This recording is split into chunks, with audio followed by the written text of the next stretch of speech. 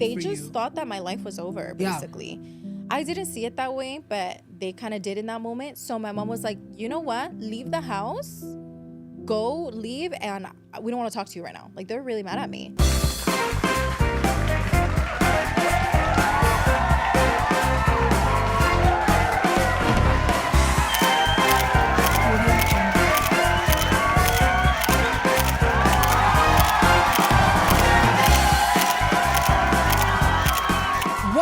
Everyone, I'm your host, Alannized, and this is Noche de Pendejadas, your favorite podcast turned talk show en donde yo te traigo a tus influencers favoritos para platicar y posiblemente sacarles sus trapitos al sol. Hoy les tenemos preparados, amigas, un show que yo sé que a ustedes les va a encantar y yo sé que ustedes están ansiosas de escuchar lo que les tenemos el día de hoy. Antes de que empecemos con todo eso, amigas, obviamente ustedes saben que cada episodio is opened up and closed by a performance. Hoy les tenemos un grupo que yo estoy súper emocionado, amigas, de tenerlos aquí con nosotros. Please help me welcome los Primos del Este. Se llama Beso Chiquitita, dice más o menos así.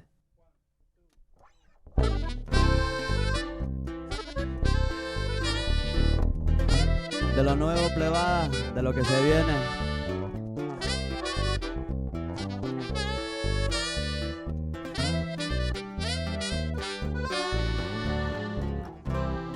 Cuando tú no estás a mi lado, no sé qué hacer.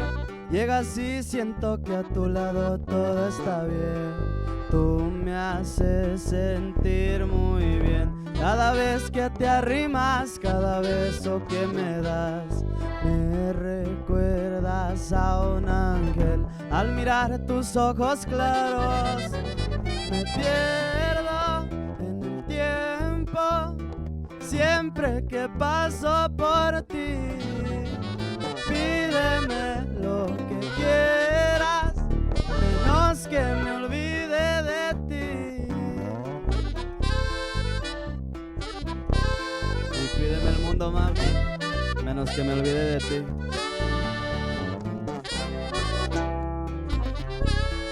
Puro Primos del Este. Tú me has demostrado lo que nunca imaginé. Ya te quiero ver otra vez y otra vez. Tú me haces sentir muy bien. Cada vez que te arrimas, cada beso que me das, me recuerdas a un ángel. Al mirar tus ojos claros, me pierdo en el tiempo. Siempre que paso por ti, pídeme lo que quieras, menos que me olvide de ti. Yeah. Ánimo, pa' que lo esperen, plebada, muy pronto.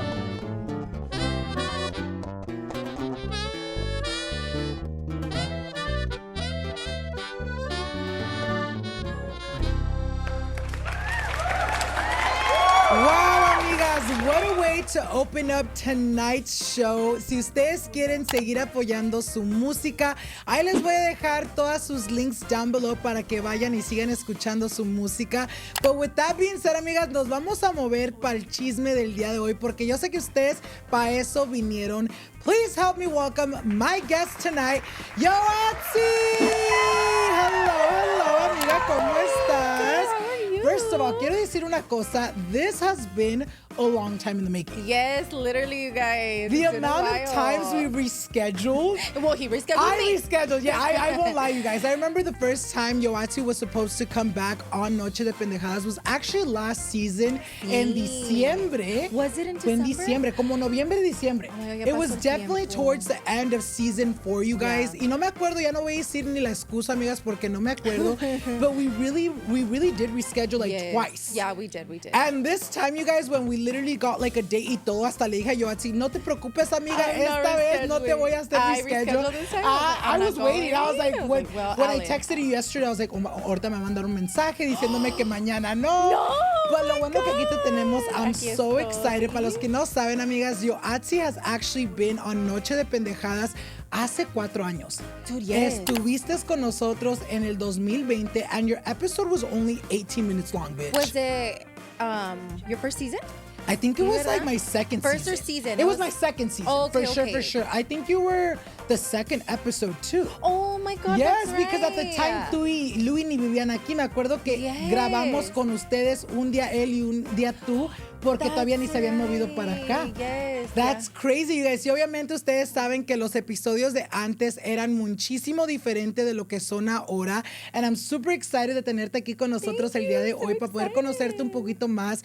And to kind of get to know who is behind the person we see online. Obviamente ahorita en día te conocemos como Yoatzi, miramos tu contenido, pero yo quiero conocer un poquito más de la mujer de atrás de Yoatzi. Eso es lo que vamos a hacer el día de hoy. Yes. Antes que empecemos con eso, amigas, yo le voy a dar el micrófono a Yoatzi para que ella nos diga un poquito más de quién es y qué hace. Well, my name is Yoatzi. I've been doing social media for like 6 years or more. I feel like I've been doing this for a long time already. ¿Cómo pasa el tiempo, no? I'm like anciana. We're all like 100 years old still doing social media. No, dude, like back in the day type of vibes. But I have 2 kids now. Last time I filmed, nomás tenía a mi baby Travis, but ya tengo 2 babies. And I feel like I focus my content more on lifestyle. And before it was more like beauty driven. Yeah. But I still like to do fashion and lifestyle. And right now I'm really going into mommy life because I feel like that's where my niche is right now, just being a mom, full-time mommy type of vibe. Y pues es lo que eres, una full-time mommy. Una And I feel like exactly como tú dices que pues obviamente en ese tiempo hacías diferente tu contenido. Hace 4 años tu vida era súper diferente a lo que es el día de hoy. Entonces por eso yo dije, ¿sabes qué? Necesitamos para atrás a la Yoatzi para que nos dé un little update. Aquí la tenemos, amigas. Vamos a empezar. Before we actually start with the chisme, I was like, ahorita que comentaste about that you've been doing this for like 6-7 years, I was actually thinking in the shower today because I was like, I'm like thinking about you. No, but like honestly, I was thinking about it. I was like, damn, it's crazy. I've known you for a long time too. Yes. ¿Ya de ser qué? ¿Desde los apartamentos? Desde tus apartamentos. Oh my yes, God, I remember you dropped story. off Louis. No te bajaste desde so tiempo. Louis, when he first started his like social media, I feel like I've always been like one of his big supporters. Yes. I've always supported him through everything. And one of the times he told me, he's like, oh my God, I met a really good friend. His name's Alan, and he's been doing makeup for like longer than me. Like he knows what he's doing. And he was like, I'm going to go film with him. And then I ran into your content. I was like, oh my God, he's so cute. ¿Quién es este Alan? ¿Quién es este mocoso? I live for your makeup too. Oh, thank you. And then after Louis showed me who you were, I was like, follow. And I've been following you since then, dude. It's been a long time. Pero no te conocí esa vez que viniste, right? Because you didn't get down from the car. But I know Louis met you and he had like the best impression of you. And he was like, you have to meet him. Like, this guy has taught me so much. And like, nomás se vieron un ratito and you guys like... Did you come the time que se quedó a dormir hasta tu hermana? Were you there or no? You met my sister before. Yes. Es que esos tiempos, you guys, I was going to school full time. Like, I was a full-time college student. So being an influencer and going to school was really hard because I had to miss out on like a lot of events. And like I remember that time Louis was like, come, we're gonna hang out with Alan. And I think you guys hung out with Annette too. And Louis would just send me pictures like, look, us with Alan and Annette. And I was always like, damn it, like I wish I could have gone. Pero como I was a student, you guys, y luego con mi baby Travis, no se podía. So en ese tiempo no se nos hizo, amigas, but years later, so maybe not years later, but maybe months later. Yeah. Do you remember when we first met? I don't. Do you remember? I don't think so either. Like, I can't pinpoint it. I think it just happened like gradually. I don't remember exactly el día ni el momento que nos conocimos así en persona. Like not memorable. No, but I swear to God, I think, you know what's funny? In the shower, me going back, yo me estaba acordando, I thought for some reason que te conocí la vez que se quedaron a dormir en mi casa, pero ya que me estoy acordando bien, nomás se quedaron Louis, tu hermana, y Yami se quedaron a dormir, me acuerdo. En ese entonces ni tenía cama, en ese entonces I had just moved out y se quedaron a dormir, pero en ese entonces no me tocó conocer a la Yoatzi hasta months later. But I think it was like an event. I think it was like an event. Sepa cuándo, amigas, pero aquí andamos. Pasó y aquí andamos. Ya voy a empezar con el chisme, amigas, porque yo sé que para eso ustedes vinieron el día de hoy. I want to start off first con tu infancia, with your childhood. childhood. How was Yoatzi growing up? Oh my goodness, how was Yoatzi growing up? Pues, if you guys didn't know, soy la más grande de mis siblings. Somos tres. And I'm the oldest. So I feel like growing up, I was always like que tenía que cuidar a los mocosos because my parents would work like full time. And I always had to take care of both of my siblings, Louis and Andrea. So I feel like that was mainly my role growing up, just being like the second mom, basically. So I feel like I always kind of had that motherly instinct because of that. You were born to be a mom. I was born to be a mom, apparently. You're like, le dieron hijos a una temprana edad. Ay, sí, Para los que no saben, amigas, you were raised in Watsonville. Yes. Que yo sé que para muchos, I feel like a lot of people heard of Watsonville through you, through Louis, because I didn't know where Watsonville was. I didn't know what Watsonville was. Until you guys... What was it like growing up in such a small town? You know what? It is very different. It's like very, very different to the type of life that me and Louis live now. But I mean, I don't regret it. I feel like Watsonville has such a special place in my heart. Watsonville is located up north by Santa Cruz. It's like about an hour and a half away from San Francisco, San Jose. It's kind of by the Bay Area. But Watsonville is such a beautiful little town. It's really small. But it's full of like agricultural and like immigrant families all live there because my family también eran inmigrantes. So it's such a very beautiful, rich, small town. Did your parents work in the fields growing up? They did. My parents worked in the fields. Cuéntanos un poquito más de eso, de lo que tú te acuerdas cuando estabas más chiquita, like remembering seeing your parents come home from working in the fields. How was that like? Oh, mis papis. My parents worked really, really hard, you guys, like our entire childhood. Eso es casi lo que me acuerdo más. That's why I had to take the daughter role, no shit, the motherly role, because my parents were always working. Like, se paraban bien tempranito, like 5 a.m., hacían su lonche. They would take us to school, and then they would work, and we wouldn't see them till like 5 or 6 p.m. Oh, shit. So literally you were home with the kids all day long. Así la gente que trabaja en los files trabajan tanto, like very, very long hours, and that's what both my parents did.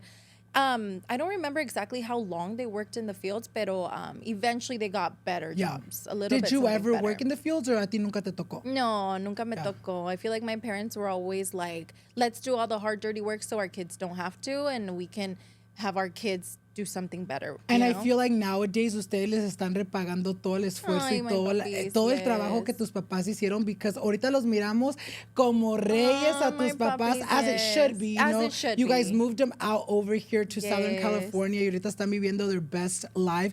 Quiero platicar un poquito de you being, you know, the oldest sibling. ¿Con cuánto les ganas a tus hermanos? So, Louis, I'm 4 years older, and I believe I'm 6 or 7 years older than my youngest sister, Andrea. So, se ganan con una buena, you know, a good amount of years. How was that? Like, cuéntanos un poquito más de eso. Like I said, it was very much like taking care of the mocosos, the siblings, but I feel like the age gap was kind of perfect because the first 4 years, like when Louis was born, I feel like me and Louis formed a very good bond, like just me and him, and that helped us get really, really close. And then when my sister was born, there was a whole new connection. And I feel like the ages were perfect, especially for Louis, because he had like his older sister and then his younger sister. And so like you weren't too old and she wasn't too young. Yes, he had like two perfect relationships. But you know what's crazy? Like, I know that me and my sister have a 7-year gap. But right now, my sister's like my bestie. Like, I love my sister so much. When I was going through a lot, like a few years back, she was the one that I'd always call. Even now, I'm like, sister, like I'm having a crisis. And I'll call my sister. Louis, you guys know Louis is always there for me. But it's nice. That I think it's also like a girl thing, right? It's like a girl thing. Were you guys always that close though, like growing up? Or was it more just like a thing now? Definitely not. I feel like at some point, the 7-year gap was like evident. You could tell.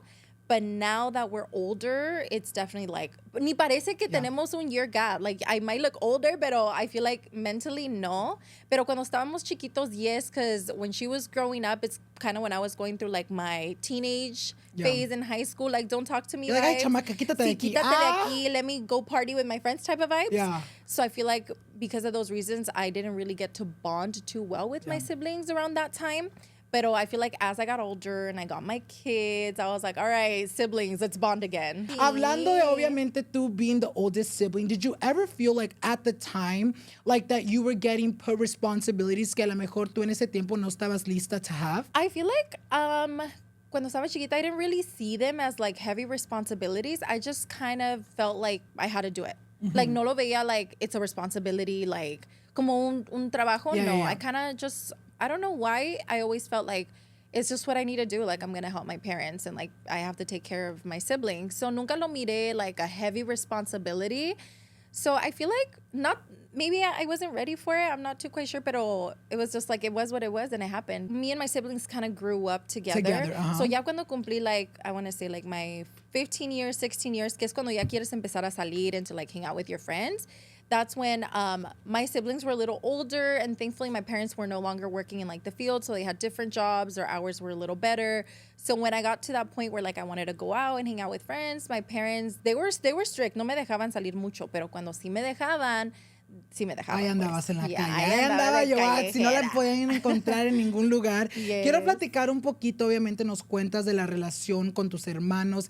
Quiero platicar de la relación con tus papás. How was your relationship with your parents growing up? Do you feel like you were more of like a daddy's girl or like a mommy's girl? I feel like growing up, that's a tricky one.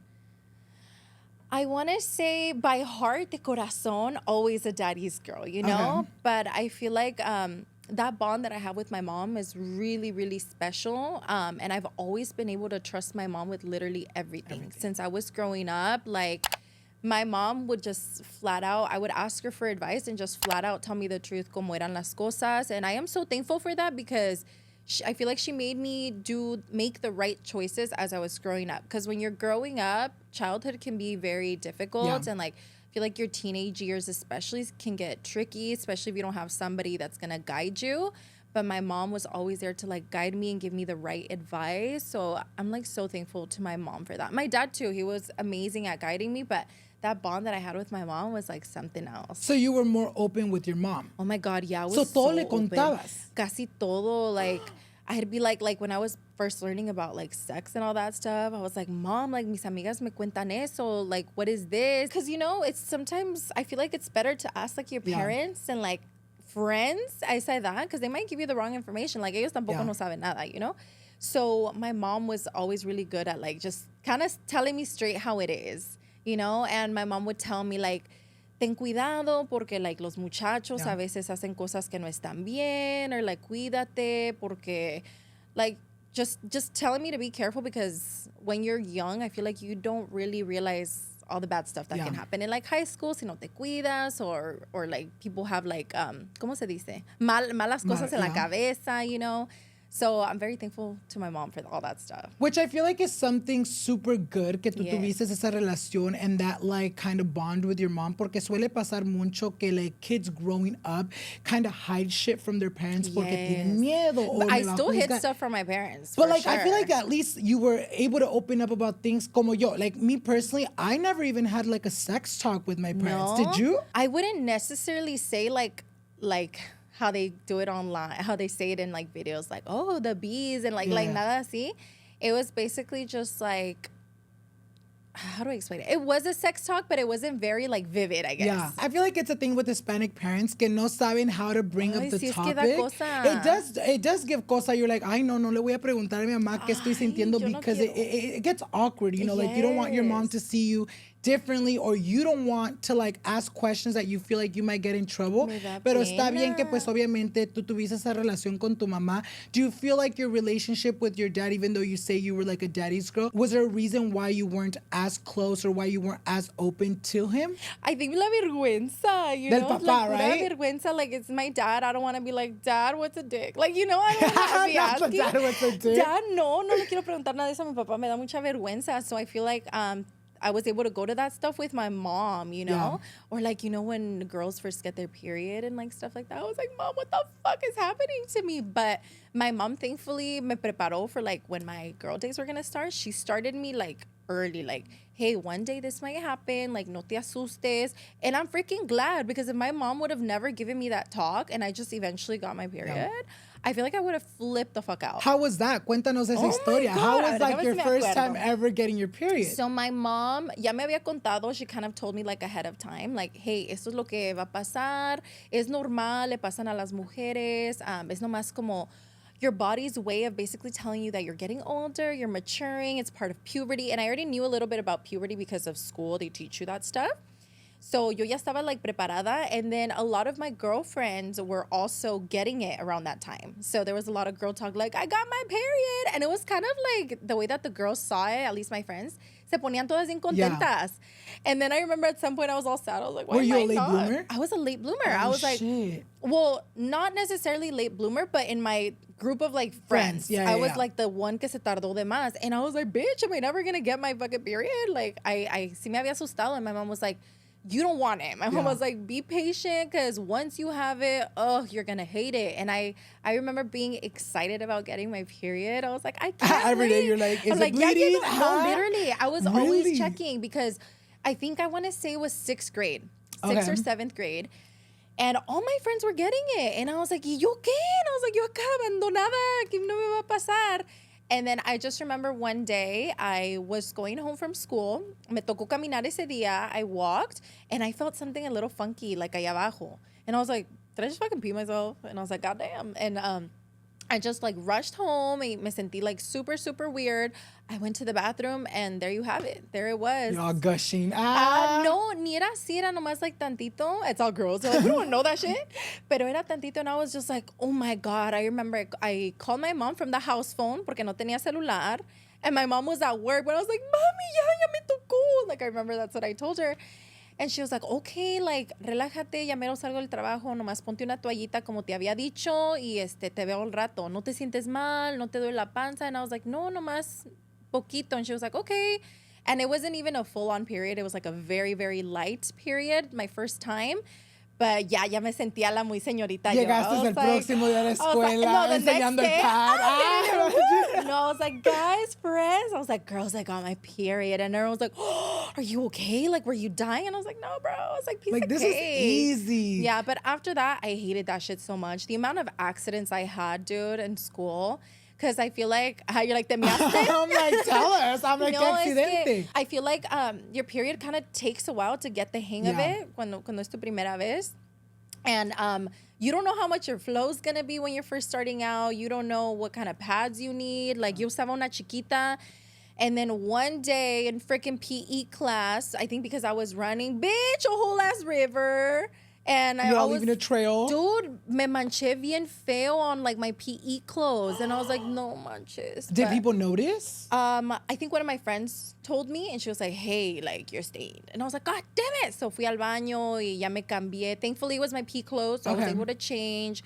But I remember another time too in like 8th grade, I was creída mamoncita walking around with my tight ass jeans y bien claritos, my light wash jeans. And some girl that no la conocía, but she went up to me. She's like, hey, I don't want to like embarrass you, but you do have like a pretty big stain down there. And I was like, oh my God. You're like, fuck. Y bien roja me puse because I was like, how long was I fucking walking around like this? Y bien pinche una manchochota.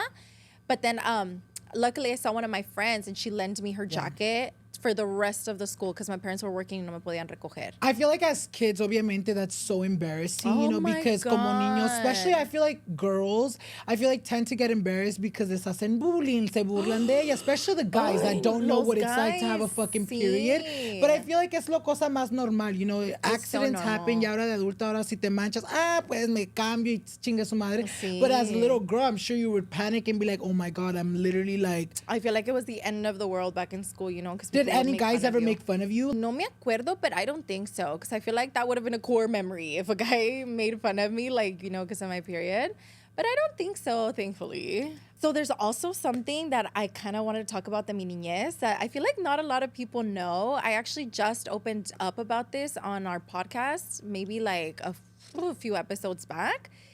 But I wasn't born here. I was born in Mexico.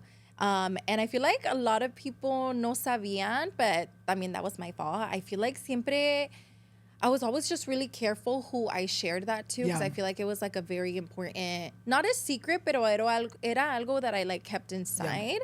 Definitely fear, because I don't want to get deported, but I was always just like scared of like bad things happening or people using it against me. But yeah, I was actually born in Mexico City. And I lived in Mexico for 2 years. Okay. So te viniste bien Bien chiquita. Yeah. So I don't remember anything about Mexico, mi familia. Like, no, and I haven't gone back, obviously, because I don't have the correct paperwork to go back. So if I go back, I can't. Ahí te quedas, me amiga. quedo. Si You me know voy what's pa' so allá. funny? Yo me acuerdo que yo me di cuenta de que no tenías papeles una vez. Because you look very Mexican. No. Because obviamente ustedes saben, amigas, I've opened up. I was literally just telling Yoatzi too que it wasn't up until maybe last year, como a fines del año pasado, that I literally said for the first time ever que yo también no tengo papeles, que no nací aquí, porque for so many years people thought que yo era nacido aquí. They would always tell, because también Danny has always been very vocal about not having papers, which I applaud him for it, because yo siempre tenía mucho miedo. I would always be like, oh my God. I feel like as a kid, I was scared of people making me feel like I was less than them just because of my, my illegal status. But y I feel like también you grow up sabiendo como que eso no se dice. The way that I grew up, it's because basically like before DACA, thank you for DACA now, pero antes, cuando estábamos creciendo, you kind of grow up of almost being like, te van a deportar, te van a echar la migra, eso no se dice. So like I wouldn't tell anybody. I feel like I was a little almost embarrassed to say it, because it was very much like, miras a todos los niños, everybody around you tiene papeles y tú no. I always felt less than everyone, and I feel like when I started doing social media, I feel like I never was open about it because ya me atacaban mucho. So I didn't want to give them like that extra thing to like atacar me for. But going back to that story of when I kind of realized que tú no tenías papeles, nunca te dije, but I caught on to the convo. Me acuerdo una vez, no sé si te acuerdas, era en la casa de Louis. Okay. Éramos tú, yo, Louis, pienso que Laura was there. Éramos un chingo. Damn. Estábamos sitting down on the floor, we were literally just platicando. No me acuerdo qué era, por qué estábamos platicando, but I remember a convo got brought up, y yo en ese entonces, pues nadie sabía, todos ahí pensaban que tenía papeles, yo también. Ay, tú bien. No, and I remember you made a comment like, oh, I can't go porque no vengo. And you made it very like a brief little comment, and yo capté en ese entonces, yo dije, I know her. I'm on to you. I'm on to you. And Porque it yo really soy did. igual. I'm like, cheers, illegal sisters. It really is like, I noticed it then, but I did see that you recently started talking about it. So obviamente, en un momento agarras DACA, right? How was that moment for you? Oh my God. ¿Cómo pasó eso? ¿Cómo te enteras del programa? Cuéntanos un poquito de eso. Okay, let's open up about it. I don't think I've ever shared this story, so I'm excited. Pero yeah, I feel like we just talked about it. It was something que me ponía muy triste, because I knew that the status that I had was definitely, it was an illegal status. Yeah. So yo ya sabía que when I graduated high school, I wasn't going to be able to go into college, because no sé si te pasó a ti, but when you try to go to college without having a lawful status here, they try to charge you out-of-state tuition or out-of-the-country tuition. Bitch, it's like triple regular tuition. And I was like, I remember being like a junior, like a sophomore, and I was so sad. And I was like, no manches. And I was like, so am I not going to college? Because I can't afford that. My parents can't afford that. So honestly, that is a big reason why I kind of gave up in my school. I don't think a lot of people know this, but when I was in high school, I started failing high school. And I started getting really, really bad grades, like sophomore, junior year. Me valió. Because you're like, ¿pa qué voy a ¿Por pinche qué me voy a esforzarme? estresar tanto? I can't do anything after high school. I kind of felt like my hands were tied. And I was like, no puedo hacer nada. I'm probably going to have to go work in the fields, because they can't even hire me anywhere because I didn't have a social security number. Like dude, my life was kind of like over. I was really depressed for a long time because I didn't know what was going to happen. But my parents were like, no, tú síguele echando ganas. But se me quitaron muchas ganas. And I kind of rebelled a little bit for a couple of years in school. Me hice rebellious. Y me estaba portando mal just because I didn't know what the heck was going to happen. And then I think it was around my junior year, empezaron a salir noticias de un programa que iba a ayudar a estudiantes continuar su escuela, y nos iban a dar un work permit so that we can work, get a social security number. And the moment that my dad heard about the program was like, mira, te tienes que portar bien porque tal vez va a haber un programa que te va a ayudar. Literally, as soon as the program wasn't even fully on, but they just talked about it, I switched my life around. You're like, tengo I was oportunidad. like, I have an opportunity here. And you guys weren't scared at the time, though, cuando primerito empezó a salir el programa? Sí, porque you know how sometimes te empiezan a decir, like, oh, es una trampa del gobierno para que salgas, para que salgan de donde están escondidos so that they can deport you, you know? So, al principio yo sí tenía mucho miedo, but my dad was always very like, no tengas miedo, like, las cosas van a salir bien, todo va a salir bien. So, my dad has always been a very optimistic person. Y pues sí, le seguí echando ganas. I started like working hard in school, and I was like, I at least have to get into a college. Something has to happen. Y sí, luckily, literally the year that I was going to graduate high school, ya iban a empezar a dar los permisos.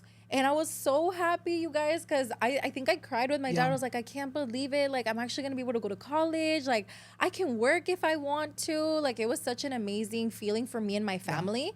My parents too, they were just like, I told you, like, si se va a poder. Oh my God, it was such an amazing feeling. So, sí, luego, I was probably one of the very first applicants.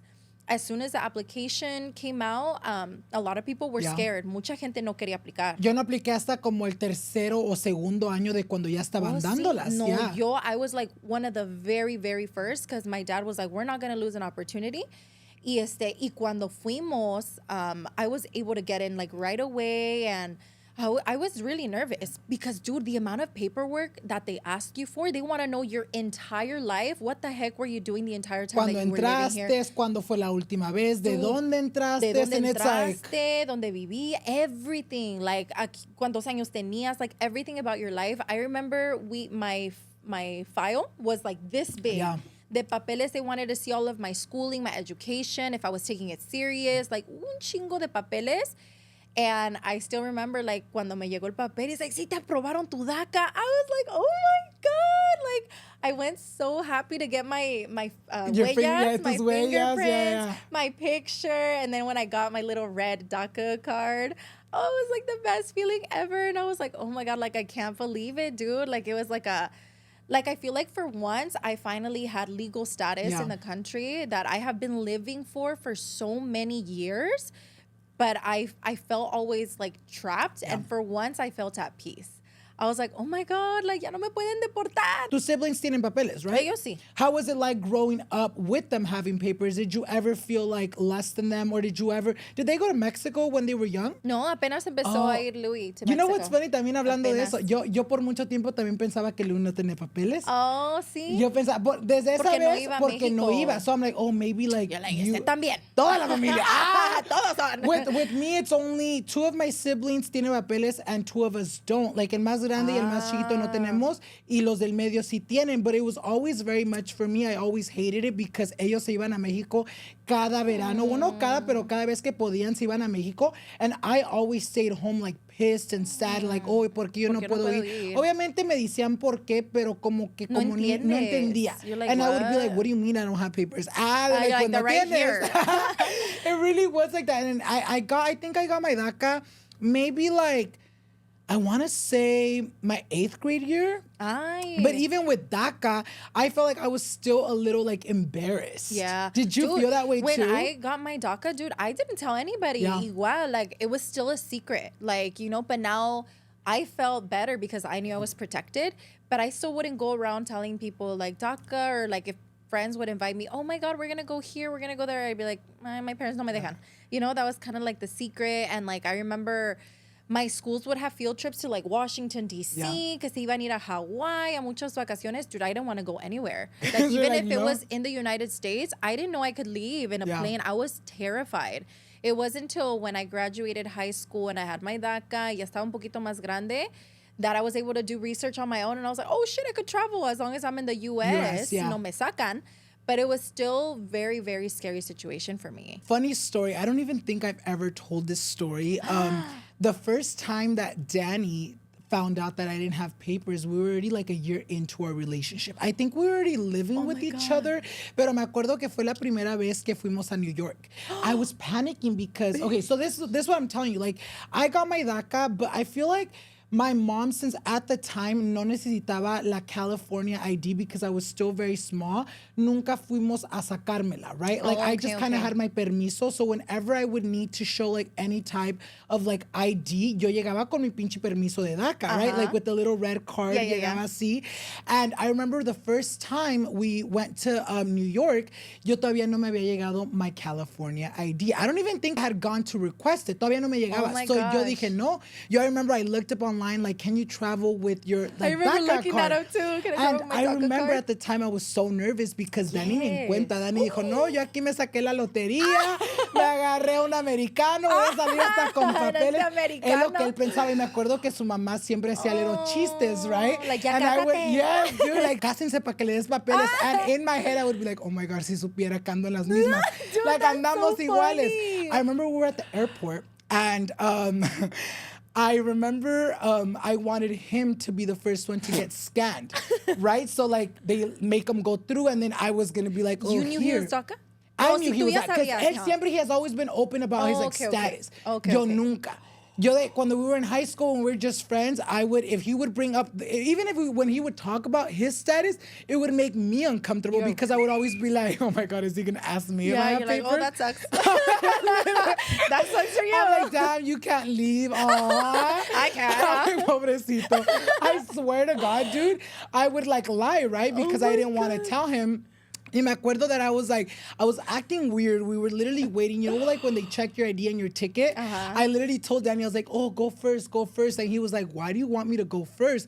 And I remember I was like, oh, it's because I want to make sure that, like, you know, we're good to travel. I want to make sure que si pases. Yeah, I think I did. I was like, I want to make sure que no, they don't hold us up because of your something, dude. Yo echándole la culpa a él and I was all nervous.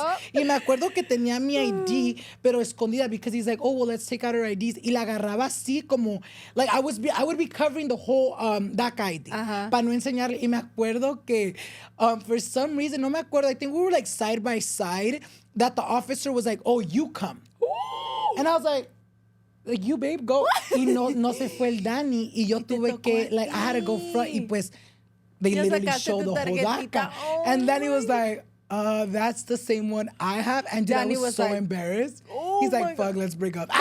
He's like, este no me da papeles. he's like, I thought you had papers. Damn. But it's crazy because me acuerdo that I was so embarrassed. Siento como que my whole body got so hot because I was like, oh my God, like this whole time, él pensando que tenía papeles. Y no. But it was like a thing that like, as kids or as teen adults, like it's something that like to me would cause me embarrassment because me acuerdo que they would make you feel less. Like, oh, you have DACA. Obviamente te dan tu DACA. ¿Cómo sientes que eso te cambió la vida? Oh my God, DACA was literally the best thing that happened because si no hubiera tenido mi DACA, I promise I don't think I would be where I am today. I feel like it opened so many doors for me. I was able to go to college. Like I said, I went to a 4-year university. I graduated with my bachelor's.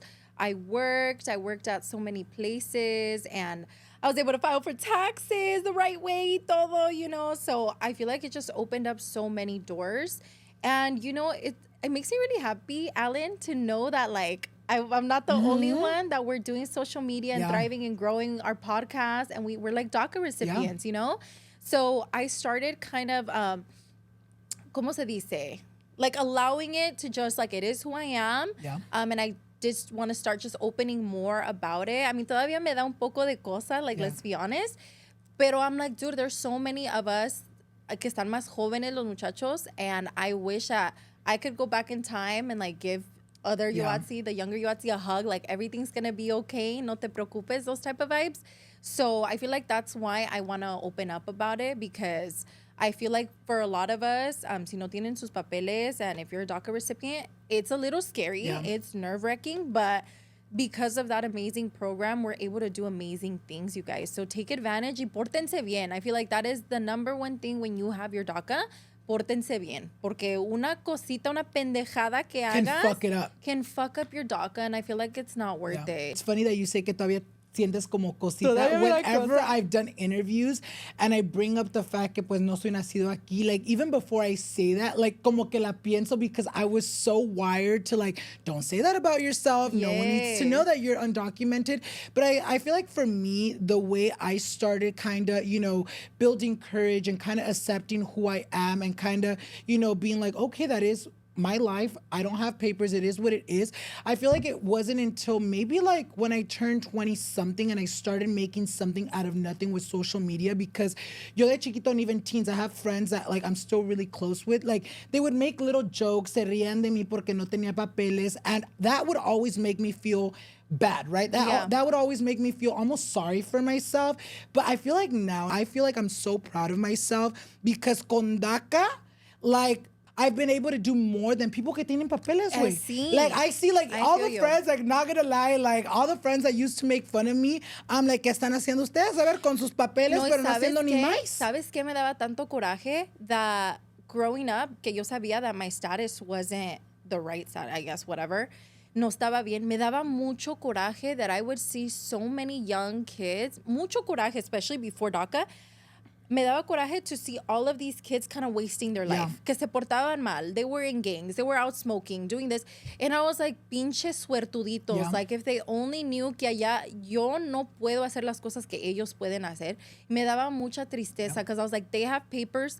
The sky's the limit for them. And they're like, trash. I don't care for it. Literally. And I'm like, y yo acá, yo quisiera tener esos pinches papelitos to thrive and do so much y no puedo. It really is like coraje. People don't take advantage of them and they don't see how privileged they are. How even us. I feel like, you know, obviamente we have DACA y no tenemos the actual like legal status to leave. But even us having DACA is a privilege that a lot of kids nowadays can't have porque no sé si sabías que ya DACA is not like a thing. Ya like no you can't reapply. No, you can reapply, but you can't be a new applicant. There's no more new applicants? There's no new applicants. Me acuerdo que this, I think I've talked about this once. Okay, so Danny, su stepdad, su niece de su stepdad, ahorita ya tiene como 19, 20 años, but we've known them for a long time. I've been with Danny for almost like 9 years, so I've seen them grow.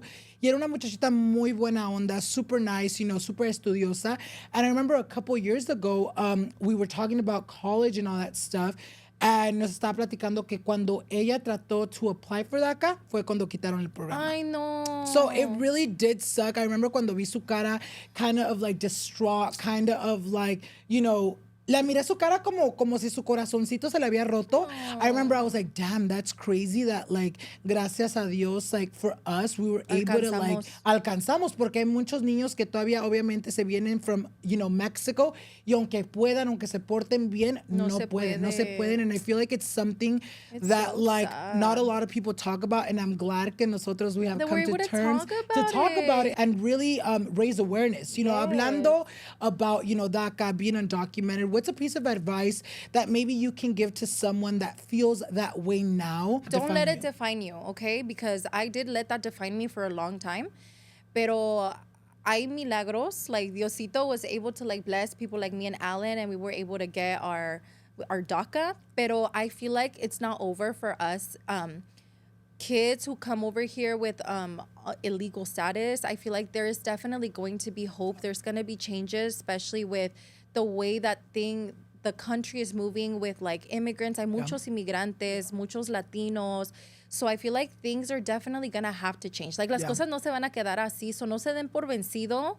Like, keep working hard. Like, I know sometimes it might seem like it's hopeless, que no va a pasar nada, pero no se den por vencidos. Algo tiene que pasar. And I feel like if enough of us put our heads together, our hearts together, change will come. And good things will be done for hopefully more DACA recipients, or a better program that can hopefully give us a pathway to citizenship. That's been my dream, and I hope that one day that's able to happen, to give all of us children a pathway to citizenship. And I feel like that's the end goal, because obviamente, you know, like us, we've been living here, we've been working, paying taxes, que siento como que es lo mínimo que nos merecemos. Ya soy una citizen nomás de like, si no citizen, o que sea residente para poder viajar. Mínimo, because literally, like, people out there with DACA recipients, we work so hard. I feel like sometimes we may even work harder than people with citizenship, because I feel like we earned our DACA because we've been working so hard. Y somos estudiosos. Yeah. We work super hard. We pay our taxes. Nos portamos bien. Like, we are model citizenships. Mm-hmm. Porque si no hacemos todas esas cosas, nos quitan our DACA y nos mandan otra vez para México. Para México, para donde vinieron. Vete, so bye-bye. I feel like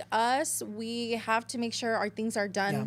Like to the T, like bien portaditos. So I feel like mínimo no, we deserve a citizenship. At least rested. No, citizenship. I'm like, we're gonna aim high. You know, it is crazy because like I've seen now, like I get anxiety when it comes to like, you know, DACA reforms or like whenever like when they wanted to take away it DACA? Away. Yo me acuerdo que me estaba paniqueando y dije, no, quítenme otras cosas menos el DACA. No, but I remember, you know, I've seen people, you know, talk about like, oh, they're never gonna give, you know, DACA recipients any kind of like legal like status que no les conviene because apparently, you know, there's so much money that they make with like the renovaciones, like the dude, nos cobran tanto every 2 fucking years. Every 2 years nos cobran pinche. How much is it now? Like 500, 450? I just recently renovated. I think it was last year. It was like 700. Yeah, 700. Con la persona, because I go with like a person que you're right. So it's casi como $1,000. Casi los $1,000. And it's crazy. Pues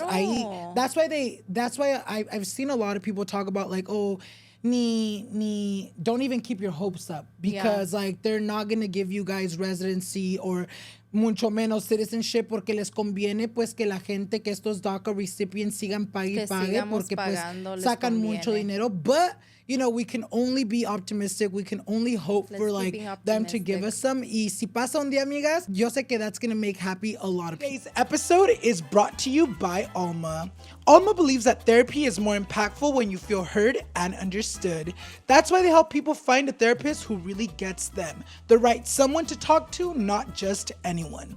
Alma can help you find a therapist who gets you. When you browse the directory, you can filter by what you want to focus on. For example, anxiety, relationship, or big life transitions, as well as any preference around gender, sexuality, faith, and more. Alma can help you find a therapist who takes your insurance. People who find in-network care through Alma save an average of 77% on the cost of therapy. It's easy to get started with Alma. Browse the directory without creating an account or sharing payment information. You can book a free consultation call with any therapist you're interested in seeing. These 15-minute calls give you a chance to see if they're a good fit for you so you can find someone you really click with. Even though I'm currently not in therapy, I know the importance of having someone in my life who truly understands where I'm coming from. For those of you guys that follow me, obviamente ustedes saben that the past month and a half has been one of the hardest months of my life, and going through everything I've been through this past month with my grandpa's passing, I wish I could have been in therapy prior and during the process to really help me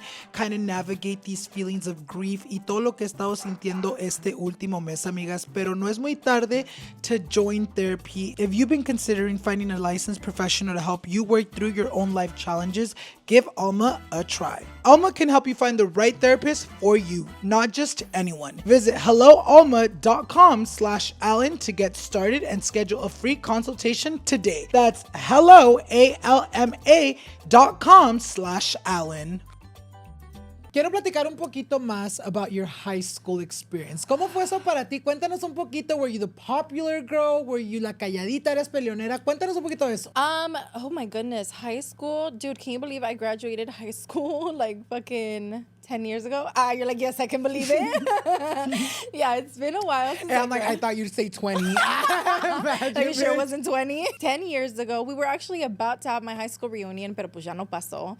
But high school for me was a little interesting. From the eyes of the outsiders, I guess I was considered popular, but I didn't fucking feel popular. I was always like getting bullied. People did not like me. I remember since like I was little, people didn't like me. Why?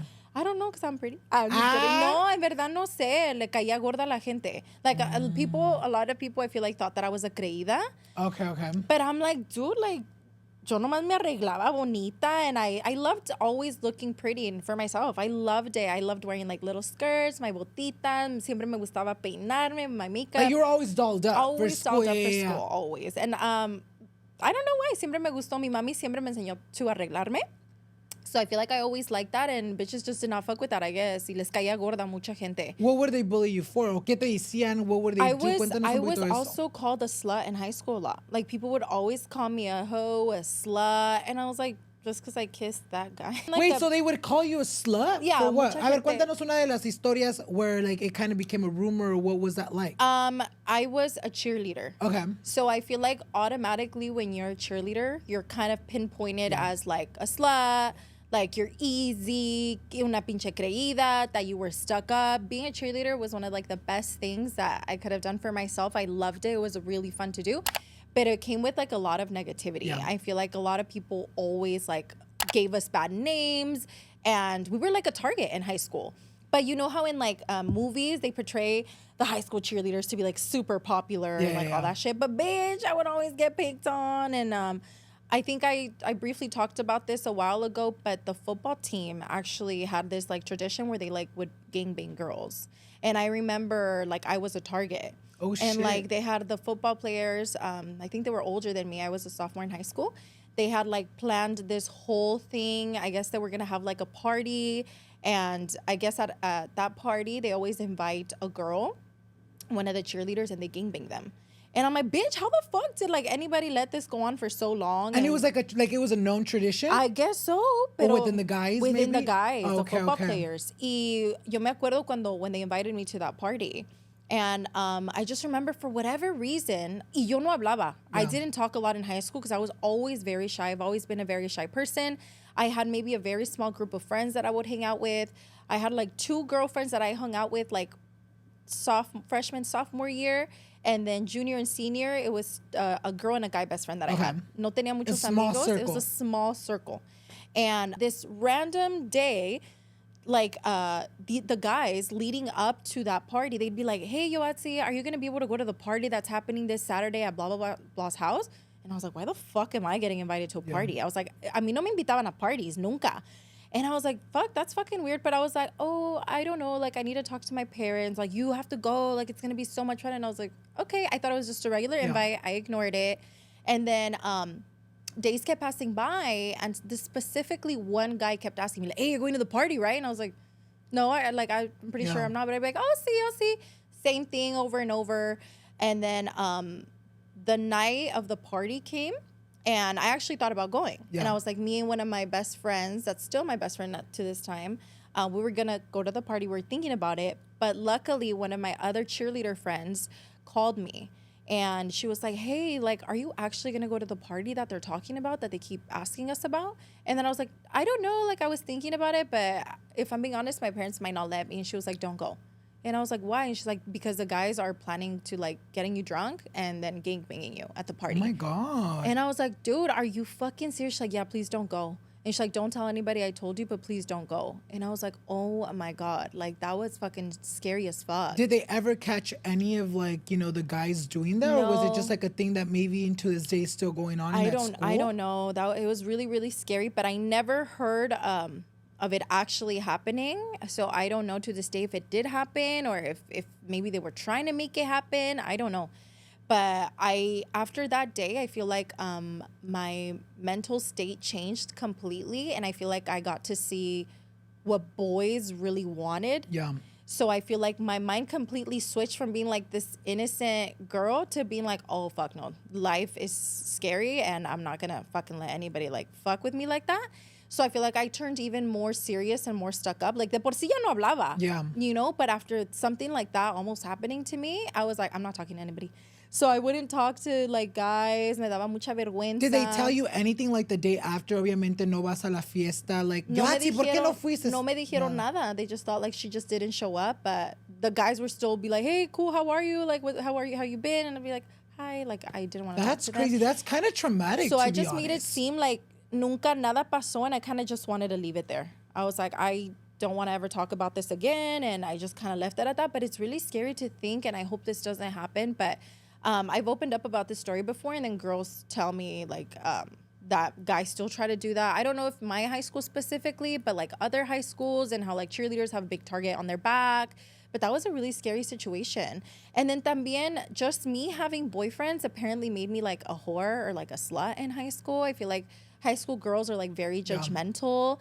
And then there was just rumors going around about me sleeping with I don't know who the fuck, y quién sabe quién. And you know how high school is. It's just a lot of rumors. And I feel like I was a big target for rumors and for chisme and mentiras. But high school was kind of traumatic for me. Did that affect you, you know, as a teen growing up, like having these people talk and say all these things that nada que ver? Did that affect you in any way? It definitely did. Like, I would always get bad stares in high school from girls que nomás, like, just, or, like, I would hear stuff that girls would be like, oh, they said not to invite you. Like, there's going to be a kickback, but they don't want you to go. And I'm like, bitch, like, I never did anything to anybody, but I was just not liked. And I feel like that's just kind of how life is, unfortunately.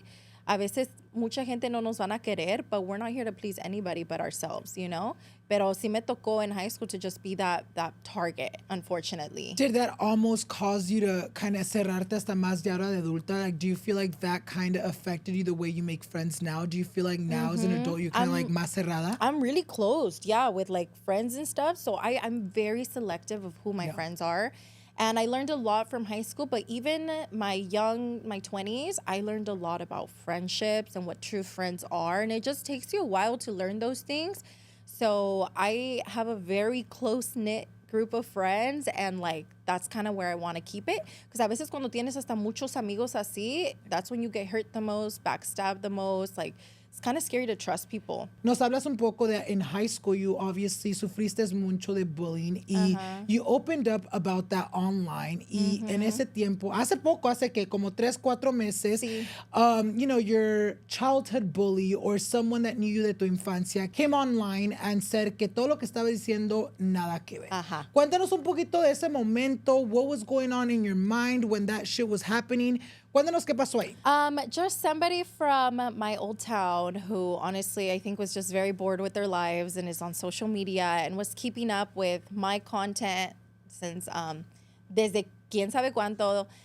They just wanted to talk. And I feel like they just, you know, when people are unhappy with their lives, they like to, you know, spread misinformation or they just like to create drama and do things like that.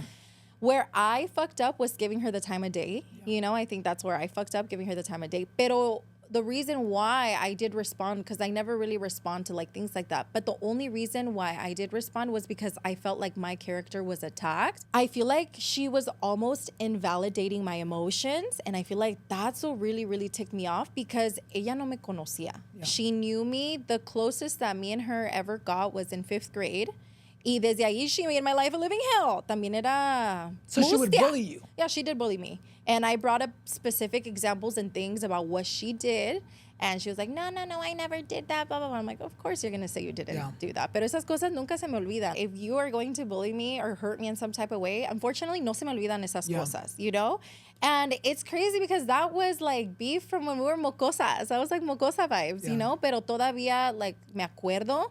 And she just came online and basically said that she commented on like some other girl's post. I don't remember exactly, but she just put like, oh, I hope you guys know that everything that she says is all a lie. I've known her like my whole life. Like I was a close friend of hers and everything that she's ever said is a lie. Oh, and I just got so ticked because as she said those words to me, I just started getting like flashbacks of all of the bullying I endured in high school, in middle school, in elementary school by her and by a lot of other people. Todas las malas caras que me hacían, all the rude comments, all the chismes, everything just came at me. And it was like, bitch, who the fuck are you to be telling me what I went through personally? And her excuse was when I finally confronted her, because if you guys didn't know, we went online and I wanted to go live with her one-on-one. Because somebody told me that she was going to go live with some other person. And I was like, for what? Like, why doesn't she just want to go live with me? And I messaged her on the side. I was like, bro, why do you have to bring like other people que no importan into this? Like, why do you have to bring them in? Like, this is a me and you problem. Like, let's talk. Let's get on live and talk it out. But no, she wanted to have a mediator because she said that supposedly if I went online, my fan base was gonna attack her. And I was like, all right, I don't give a fuck. Bring in your fucking mediator. Que no va a ser ni madres, but bring him in. So that's why we went live together. And I wanted to hear her out. And I was like, a ver, let me know what the fuck it is that you have. Like, I remember being on that live, bitch. Yeah, dude, everybody and their mom was on that live. That live got so many views. But I was like, a ver, like, tell me what it is. And of course, just what I expected. She just fed a bunch of lies. I think the funniest one to this day that I'm so shook was when I told her, and I was like, bitch, you're basically invalidating my emotions and what I went through. And then she was like, well, you're the one over here that was sending nudes in high school. First of all, I never sent nudes in high school. That's something that I'm very prideful about because, you know, once you send nudes, esas cosas nunca se desaparecen, you know? And I shared on my podcast the one time that I tried sending a nude was with a bra and I accidentally sent it to my mom, bitch. That's the one and only time I tried sending a nude. Y ya después de ahí, I was like, God doesn't want me to send nudes. She was like, you're the one that wanted to send nudes in high school. And I was like, first of all, no la mandé. Pero de todos modos, say I would have sent it, that gives you the right to invalidate my emotions. And she was like, you weren't bullied. Like, don't lie. You weren't bullied. You were the popular high schooler, the high school cheerleader. And I'm like, de tus ojos es lo que tú veías. Con tus ojos, you saw the popular cheerleader. I guess that my life was perfect, but you didn't know what went in my heart and in my head. And I think that's what frustrated me because she literally was just saying that my feelings weren't valid and that I did not go through that. I think that's the only thing that like really ticked me off and why I gave her the time of day. How was that like behind the scenes for you? Porque obviamente, you know, se hizo un pinche drama grandísimo. Yo me acuerdo todos los drama channels were reporting on it. Crazy. They were getting clipped. How was that like in the behind the scenes? Did that affect you in any way? It did kind of, mainly anger. I want to say it just filled me with rage and anger. But after I had that conversation with her, literally after, I was like, look, the anger and the rage se va a ir y va a ser otro día como si nada pasó. And I was like, she's probably going through stuff in her life too that I don't know about that impulsed her to make these decisions that caused all of this to happen. Ella no tenía por qué to make those comments, but I was like, obviously something about my life or the way I'm living or what I'm doing with myself is bothering her so much that she had to make that comment. Le estaba calando lo bonito que miraba que estabas viendo tu vida. Sí, and even when we were on the live, she was just saying how she was like, I used to watch you. I've been watching you since like you started social media. And I was like, she was a fan. Like, she used to watch our content. I think you even exposed, like, messages where she would, like, hit you up, yes, you know? I have all the messages from, like, I never blocked her or anything porque no me molesta.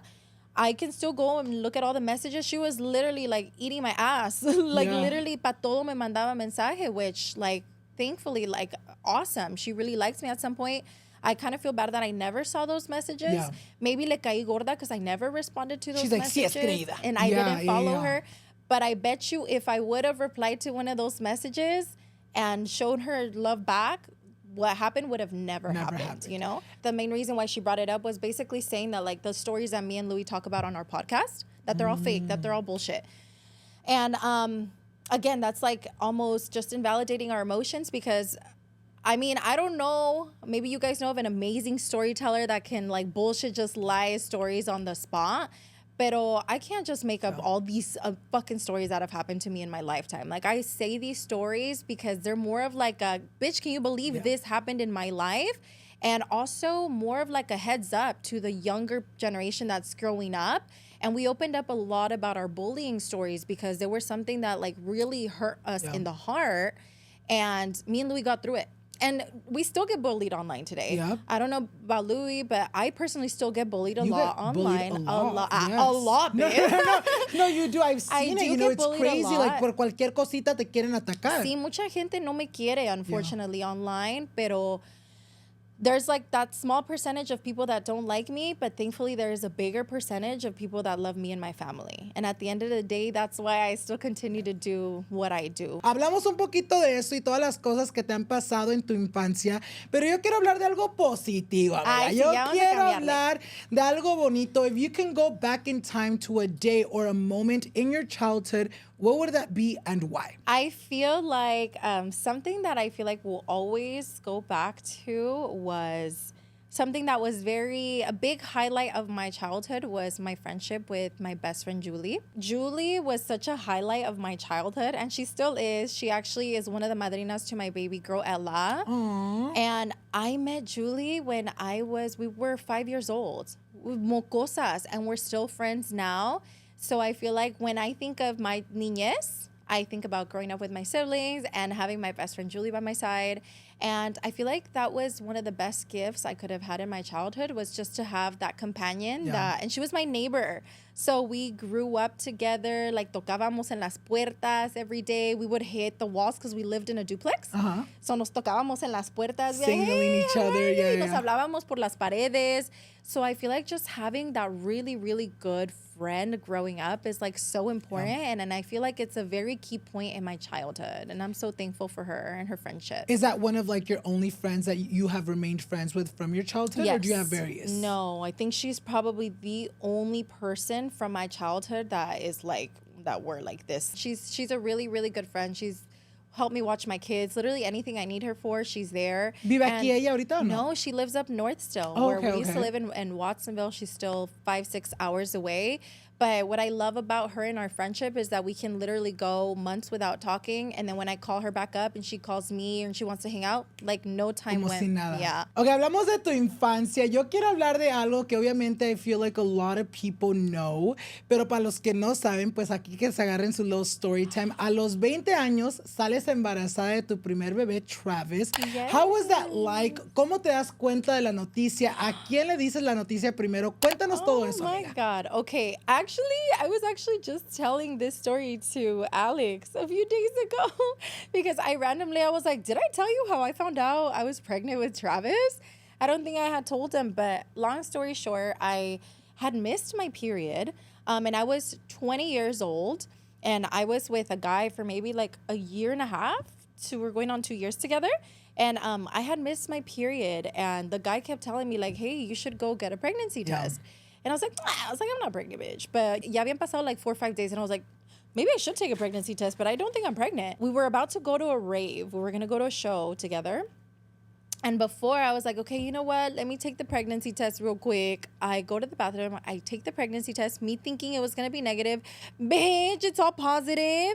Y no me la esperaba, dude. I literally shit myself because I was a 20-year-old. I was still living at home. I was like on my way to college. Like, lo que nunca me esperaba. And I just remember me and him being like shooketh as fuck. And we, that night we still went to the rave. Pero los dos nos sentíamos like shit because we were so scared. Yeah. So we ended up leaving the rave early. And me and him were just kind of like, what the fuck are we going to do with a chamaco? And I think the next day I went to Planned Parenthood to go get like an actual test from like a doctor to prove it. Y sí, in Planned Parenthood, they were like, yes, ma'am, you're pregnant. Like, you're about to give birth. Yeah, you're already 20 months. No, bitch, I was so scared. And I think the staff at Planned Parenthood saw how scared I was because they started giving me pamphlets about like abortion or like clinics that can help me. And I was like, were you scared when you were getting all of that? I was just like, this is too much for me to handle. And the guy ended up taking me to the appointment. And then me and him had decided that we weren't going to tell anybody I was pregnant till I was about 3 months pregnant. Because you know how they say that the first 3 months are very scary. A veces no se logra el embarazo. And that's just kind of how it is. So I wasn't going to tell anybody. But the next day, dude, I was literally shitting bricks. And I had so much anxiety. And I was like, I can't live like this in the same roof as my parents and not tell them. Yeah.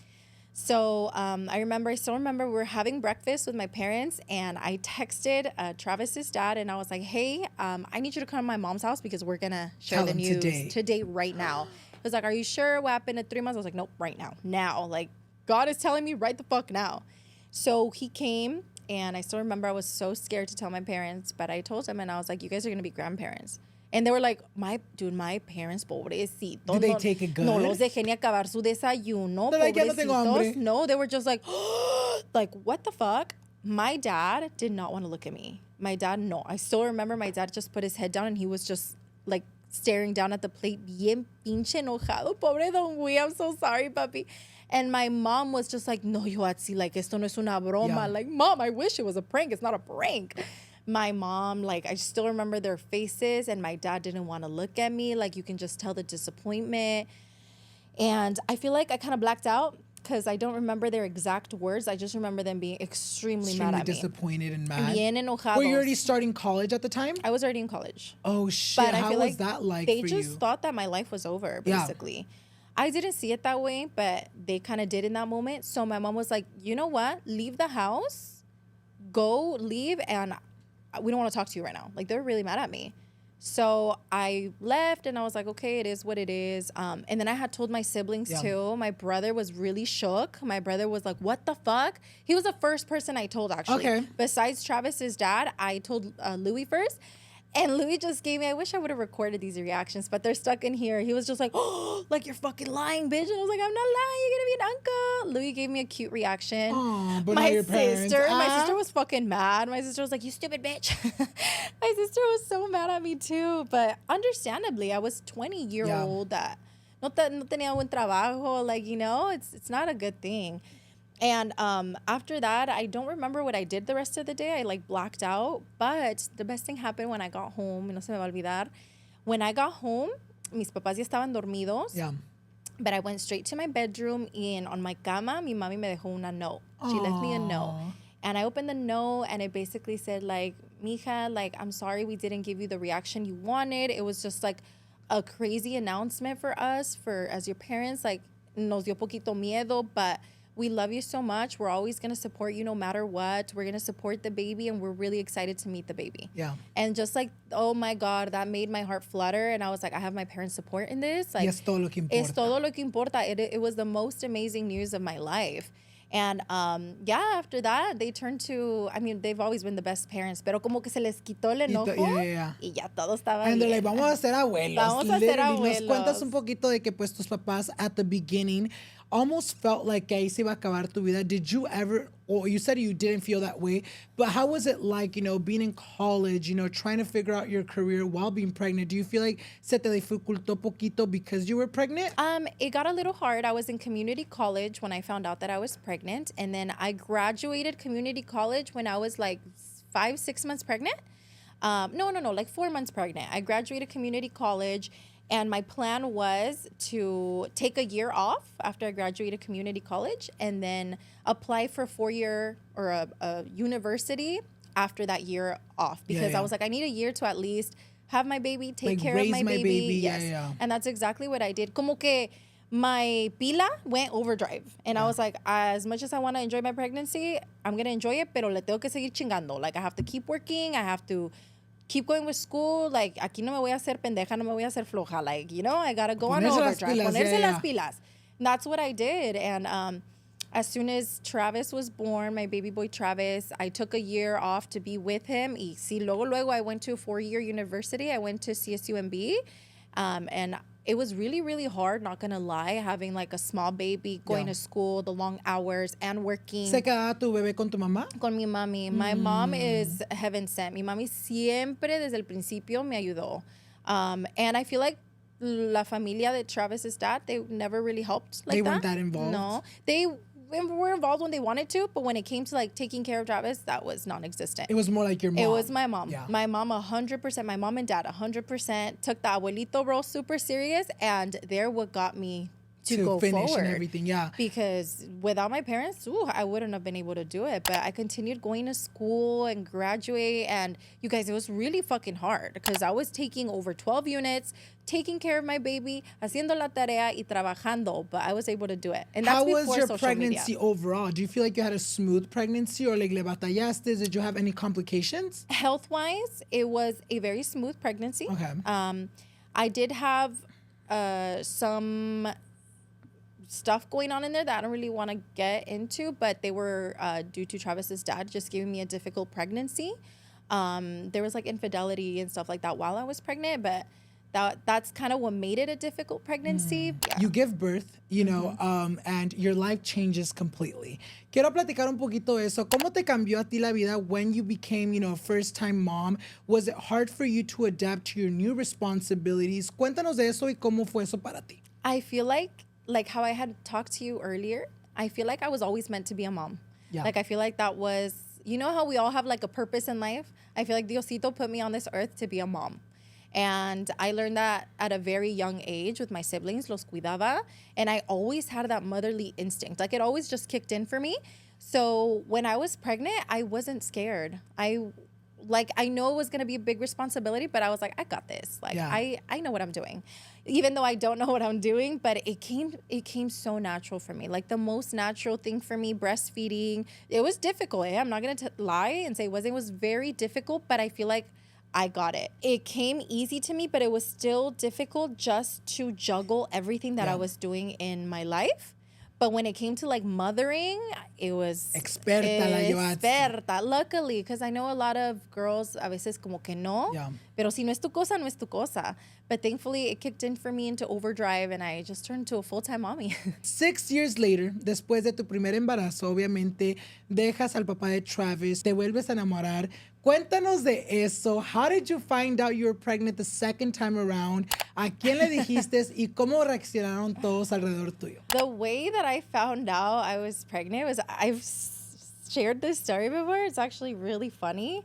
Pero I actually went to the doctor. I didn't know I was pregnant. And I hadn't missed my period or anything. Yo estaba bien. But I had a really itch down there. Like, mucha pinche comezón. And I was like, no, yo estoy infectada. ¿Qué Like chingados crabs, tengo, dude? Pero una pinche comezón que no se me quitaba con nada. Like, I went over the counter and I had like, I bought the wipes, I bought the cream, and I was like, bitch, no se me quita esta pinche comezón. And I was like, what the fuck? I was like, what do I have, bro? Like, I'm dying. Like, what the fuck's going on? So, cuando ya vi que no se me quitaba la pinche comezón, ya me había durado like 3-4 days, I was like, I need to go to the doctor. I need him to go check me because this isn't normal. So I go to the doctor and I was like, test me for everything. I was like, what the fuck do I have? Because I'm so motherfucking itchy. So you at the there. beginning, you thought you had like an STD or something like that? I thought I had Okay. something. Yo no sabía. And I didn't know that was a symptom of pregnancy because I'm used to. I didn't know that either, yeah. I'm so used to my symptoms being like achy boobs, or like with Travis, I didn't mention it, but I had achy abs. Oh, okay. Like me dolía mucho mis abs, como si estaba bien adolorida. So I was like, dude, what the fuck is going on? So sí, fui al doctor and I was like, please check me for everything. I was like, I don't know what's going on, but I'm really itchy down there. They're like, okay, we're going to do like a pregnancy test. I was like, a pregnancy test? And I was like, why? He's like, it's just standard. We're going to do it. And I was like, okay, I don't care. And then I just remember the señor, he comes in, or the señora, she comes in, and then she was like, okay, so we figured out why you're itchy down there. And I was like, fuck, they're going to tell me I have You're fucking like, you some, have, yeah, I have something. a STD. I don't know what the fuck. And they were like, you're pregnant. And I was like, excuse me, ma'am, sir, what?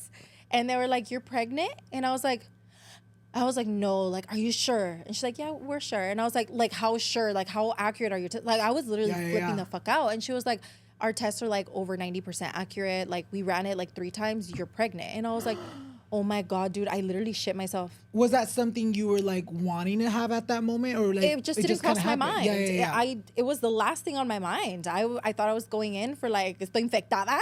And it turns out that I had that. And I was like, is that why I'm so itchy? She's like, yes, it's a very early sign of pregnancy if you have like extreme itch. And because I didn't have any like pain when I pee, I didn't have any other like weird discharge. I didn't have nothing besides the itch. So she was like, yes, it's because you're pregnant. And I was like, oh my God. And I think I was like 4 weeks pregnant. It was super soon. Super soon, yeah. And I was like, oh my God. And then same thing, I was at fucking Planned Parenthood. So también they were like, here are the papers if you need help. And I was like, ay, no voy a abortar, pero también igual me asustaron. And the first thing I did was I left the clinic like bien ta pinche temblorosa. And I was like, oh, fucking ¿Fuiste sola? Sí, fui sola. Okay. Le hablé a mi mamá. I called my mom, dude. And I get so mad because you know how like all the girls right now, they record when they're pregnant. They get those beautiful news, y bien bonito, and they announce it to their parents all cute. I wanted to have that moment, but I fucking didn't. You know, I was in full panic. Yeah. First thing I did was call my mom. I was like, Mom! I was literally crying. I was like, I'm fucking pregnant. She's like, what the fuck? I was like, I'm fucking pregnant. Like, I don't get it. Like, I don't know what the fuck. And my mom was like, oh my gosh. She was like, relax, calm down. It's okay. She's like, girl, you're 20. See, she was like, relájate, no va pa... Dude, me thinking que mi mamá me iba a regañar otra vez. You're a full-grown woman, girl. Yeah, she was just like, oh my God, like, relax. The only thing is that why it got a little complicated for me was because I wasn't with Ella's dad, Alex. We weren't together. So at the time... Like officially together. Officially, we were just like fucking around. So it was a little scary for me. Yeah. Because I was like, bitch, like, we're not even together. Like, it was a mess. Yeah. ¿Cómo le dijiste a él? También I hate the way that I told him, but I told him over FaceTime. Because it was just like a moment of panic, you know. I just want to get the news out there. And I told my parents. They took it really well. My mom was actually like, you know what? She's like, I'm actually really happy because Travis needs a sibling. Yeah. And I was like, I guess you're right. Ya te estabas tardando, mija. I was like, okay, it was about time. I guess you're right. And then Alex, when I told him, I recorded it on FaceTime because I think he was at work. And so I did a screen recording and I screen recorded it. But I didn't know that when you screen record, it doesn't record the audio, dude. So we didn't record his audio, but we do have his like face reaction and just him be like, "Are you fucking serious? Like that is my baby." And I was like, "Yes." What was the convo like? Obviamente, you know, le dices que estás embarazada, and do you guys have a convo where it was like, okay, so what are we gonna do? Are we gonna make this shit serious? Like, vamos a juntarnos. What was that convo like for both of you guys? That convo was a little weird at first. Like even that's what he told his mom. At first, we had agreed that we were gonna continue to be friends because we were already best friends. The way that he told his mom, he's like, "We're gonna be friends with a baby." And she was like, "What? We're just gonna be best friends who had a baby together." It was like those were the vibes. But I feel like me and Alex have always had like those feelings for each other that we were just very confused about, and there was a lot of the timing wasn't always there for us. And then eventually, me and him kind of had the talk, and we were like, "You know what? Like, I think we need to give this a real go." Like, we're going to have a whole ass baby together. I think it's time we, like, stop with whatever the fuck we're doing and let's, like, take it serious. Seriously, yeah. And, yeah, that's what we did. I think I was already, like, maybe 5-6 months pregnant when you guys when made we it decided official. to make it official. He asked me to be his girlfriend, like, the cutest way ever. Con todos los balloons y todo, ¿no? Me acuerdo, con todas las flores. Ay, qué romántico. Pero ya no estamos juntos. But that ended quick. That ended real quick. Hablamos de eso, you know, obviamente this was your second pregnancy, but it was also your first public pregnancy, you know, because cuando estabas embarazada with Travis, you weren't doing social media y esta vez te tocó pues kind of being an online mommy. Y me acuerdo que durante este tiempo se hizo tanto pedo online because you hadn't shared that you were pregnant, but a lot of your followers were like catching on, like, está embarazada, está embarazada. Yes. Why did you hid it for so long? When I hid my pregnancy, I think I just made the decision based on my emotions and what I wanted for me and my family. And that whole year before I got pregnant, I had gone through like a very crazy mental switch up, and I had gone through a lot. So I thought, I was like, you know what? I want to keep my pregnancy to myself and with Alex and my family and my kids. And I just decided to, for the sake of my mental health, and I just wanted to keep it private. Yeah. I was like, you know, I don't always have to share everything. And let me tell you that keeping my pregnancy private for as long as I was able to was probably one of the best things I ever did. And I loved and I treasured it every single day because I knew this big secret that, like, I was pregnant, but the whole world didn't know. How long did you keep it a secret? I think I finally announced it when I was like 6.5, 7 months pregnant. Oh, shit. Very lista para parir. See, I tried to drag it as long as I could, pero my dumbass accidentally leaked it because this is a time when I was still my own editor. And I think it was during New Year's. I posted a vlog of my family in New Year's. Y nos dimos un New Year's hug, and my mom sale that she like briefly rubs my belly. Super brief, dude. Like you had to be watching that with like a magnifying glass. I don't even know how they caught it because it's completely slipped my mind. And then after that, everybody was like, she's pregnant. But if it wouldn't have been for that little leak, I feel like my pregnancy, I could have hit it my whole pregnancy. The whole time. You know, did you panic when you started seeing the comments of like, she's pregnant? Because I feel like the internet was pressuring me. And I was like, I'm not ready. I don't want to talk about it. Like, leave me the fuck alone. And then also just the whole thing with me and Alex was a little like, we were barely getting into it. And I just didn't want to deal with people's like rumors, judging opinions. You. I didn't want to deal with any of that. So I feel like I wanted to keep it as long as I could. But, you know, the internet is crazy. The internet is cruel. And people también, they were like, stop trying to be Kylie Jenner. I was like, bitch, I ain't trying to be Kylie Jenner. You're like, girl, ni me pasa la mente la Kylie Jenner. I hated how people think that we can't hide our pregnancies or do what we want with our lives. I do remember, you know, during that time, I remember any video you would post, they would be like, she's pregnant. Everything, like the little anything. CHISME channels would like talk about it, like, Yoatzi's pregnant. Se hizo todo un pinche desmadre, amigas. They went full investigator mode. Got to the point where you're like, you know what? Yeah, I gave myself out. People are onto it. Mejor lo voy a decir. How was that pregnancy different than your first? Do you feel like you had a smooth pregnancy as well for this one? I feel like for my second pregnancy, it was actually mentally amazing because Alex gave me a really good pregnancy, and I feel like mentally it was perfect, but physically it wasn't. I definitely felt a lot more tired. And you know how, I don't know if you've ever heard, pero supposedly cuando te embarazas con niñas, they suck the life out of you. And I feel like my baby girl Ella did do that. She sucked all my juices, which is fine, take a baby girl. But I'm like, pero yeah, me volvió poquita loca, and just like the way that my body was just so tired. I was always achy, breaky, heart. I started getting contractions, I think at like 22 weeks. Okay. Super soon, bitch. I started having Braxton Hicks contractions. If you've never been pregnant, you don't know what that is. They're basically false contractions. They're practice contractions that your body starts to do to start getting ready to have the baby. But they're practice contractions.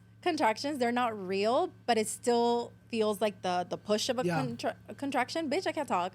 And it still kind of hurts and it's uncomfortable. And I had them for a long time. So the first time I started feeling them, I remember me and Alex were on the couch relaxing. And I was like, I feel contractions like all day and they're not going away. I was like, I don't think this is normal. So I remember Alex called a nurse over the phone and she was like, I recommend going to the doctor, go and check it out. And yeah, I think we had to stay in the hospital for 2 days because they thought the baby was going to come early. How many months were you at that time? I was maybe like 7 months. Oh, shit. So they probably thought que te iba a venir. Yeah, they were like, no, ya, este bebé, ya. No, they really thought. I remember a nurse even came and talked to me and was like, there's a high probability your baby might come soon. And if that's the case, your baby's going to have to stay in the NICU. And oh, it was awful. I was so scared. I did not want to leave the hospital without leaving with my baby. But they gave me medicine and they gave me magnesium to kind of slow, relax my body. Y al fin no se vino la pinche baby Ella, pero me hizo batallar. Yeah. She gave me those contractions up until she was born. And then I also got, literally, I want to say like 3-4 weeks before she was actually born, I got diagnosed with this one sickness in pregnancy. I can't remember what it is, but basically you get itchy all over your whole body. Oh, shit. I can't remember exactly what it is. How was that like? It was awful because you're just very itchy because there's like a toxic or something toxic going on in your body, like the chemistry within your body and the pregnancy hormones and everything. And it just makes your whole body like si tuvieras pinche ronchas like from everywhere. Within? Like your body's just so itchy, Alan. Like I will not, because it drives you insane. Like I remember we went to our baby moon to Vegas. And we were in the hotel and I was crying in the middle of the night because I was like, I can't stop itching. ¿No te daban crema or nothing for that? I bought crema, pero como que es adentro. So no se te quita. And I would cry and I couldn't go to sleep and it was driving me crazy. So my doctor, we had to run tests for that sickness.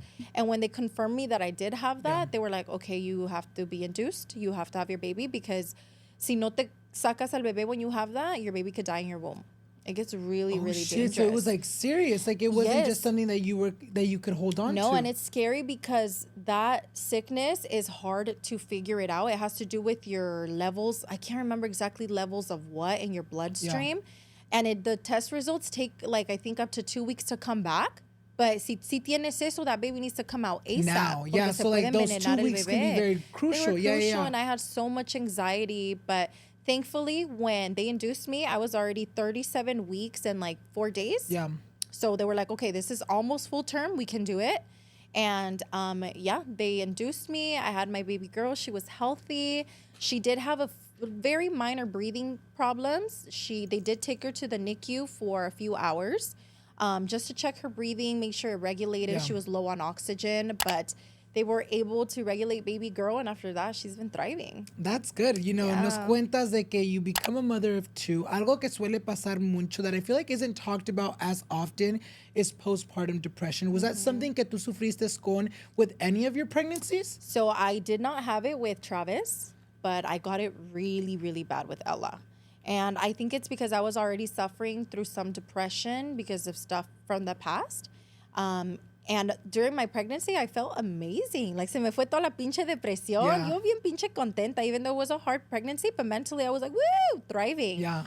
But as soon as that baby came out, your hormones go out of whack and you get the baby blues, postpartum depression. Bitch, I was ghost. Like, I remember I was kind of like a zombie. And I get really sad because the first, 3 to 6 months of Ella's life, they're kind of like a blur to me. I don't really remember too much because I was so fucking depressed. I was like zombie-like. I was just like feed baby, walk around, eat. Like you were on airplane mode. Airplane mode. And I even had to get my antidepressant dosage up because I was like, it sounds really scary, but I was like, I'm going to fucking kill myself if I don't figure out what the fuck is going on and I need more medication. What was that moment for you? Obviamente, you know, we talk about postpartum depression and sometimes it can get really dark. What was that moment for you when it got really dark for you? One moment specifically that I remember it being very, very dark for me. I was sleeping so much because of the fucking depression. Just sleep. Yeah. That's all I knew how to do was sleep. And Alex, thankfully, being an amazing dad that he took care of the kids. Pero una vez me acuerdo, we have a at-home gym. He was working out in the gym, and he had both the babies out there working out with him, y yo me quedé dormida en la sala. And it was super scary because my mind just kind of started going dark, and I just remember there was like a little voice in there just being like, end it, like you don't want to be here, you don't need to be here anymore, shit. like just kill yourself, like literally telling me to kill myself. And like, did you panic in that moment? Y me desperté, and I was like, and I couldn't snap out of it, and I started crying, and I was like something was telling my body to get up and go do something really stupid and to just kill myself. It sounds really scary, but it's the darkness, it's the truth of what happened. And I remember immediately I snapped out of it and I started shaking. I was crying, and I go to Alex in the garage. I'm like, Alex, and I was like, please be here with me right now. I don't know what's going on. I'm really scared, but I think I'm going to do something stupid. I was like, something is telling me to go kill myself, and I'm really, really scared. And Alex just like held me, and he's like, it's okay. And I was like, please don't leave me alone, because if you leave me alone, I don't know what's going to happen. And it was probably one of the scariest things for me. But I think that's as dark as my postpartum depression got. And after that, me and Alex kind of had like really open communication. And anytime something like that happened again, I would tell him. Always. And that's good that you had that support system, because se escucha mucho, you know, a lot of women that go through postpartum depression, they kind of never vocalize, or they don't even share with their partner or anyone around them because tienen miedo que les digan like, you know, that's not real. Depression isn't real, que no existe. And I feel like it is super real. It's so real, and common. And it's so scary. And I feel like it's kind of inevitable. Like it just picks and chooses who it wants to hit. And if it hits you, it's awful. And then for some people, it might last a week. Yeah. It might last a few days. Pero a otras nos pasa meses, un año. And it can even happen, I think, up until your baby's like 2 years old. How long do you feel like it lasted for you? I think like 6 months. Okay. Like 6 months. And eventually, I feel like I just became very mentally strong. And I kind of became almost like best friends with my anxiety and depression. And I kind of understood it. And I kind of named it for what it is. Like, oh, anxiety and depression are here today. But just kind of like, hey, what's up, homie? But let me do my life. Yeah. You're here today, but let me keep living my life, you know? And I feel like that's something that like is great that you know, vocalize on that, because I feel like you've always been very vocal about mental health. Mm-hmm. Because, you know, desde que me acuerdo una vez que the first time I knew about your mental health stuff was cuando, ¿te acuerdas esa vez que hicimos el music video con Candy Lover? Alan. Yes, I remember. You know, that's actually a very like special moment, because that's when I was really going through it. Like really going through it, pero bien feo. Estaba yo bien asustada. I was like, me voy a morir. I was just, because it was anxiety and depression were new for me. Yeah. And Alan was so sweet. Like that whole day, that was one of the first times that I finally came out and was like, I'm going to go party with my friends and Candy Lover's music video. And Alan's so sweet. He came up to me. He's like, hey, how are you? And I was like, I'm good. He's like, no, bitch. Like, tell me, how are you? Like, are you okay? Good. Yeah. I was kind of like zoned out. Yeah, very, you like, did. Zombie you didn't look like you were there. Fully there. Yeah. And I was like, I'm okay. But he was like, no, like, stop. Tell me, like, are you okay? Yeah.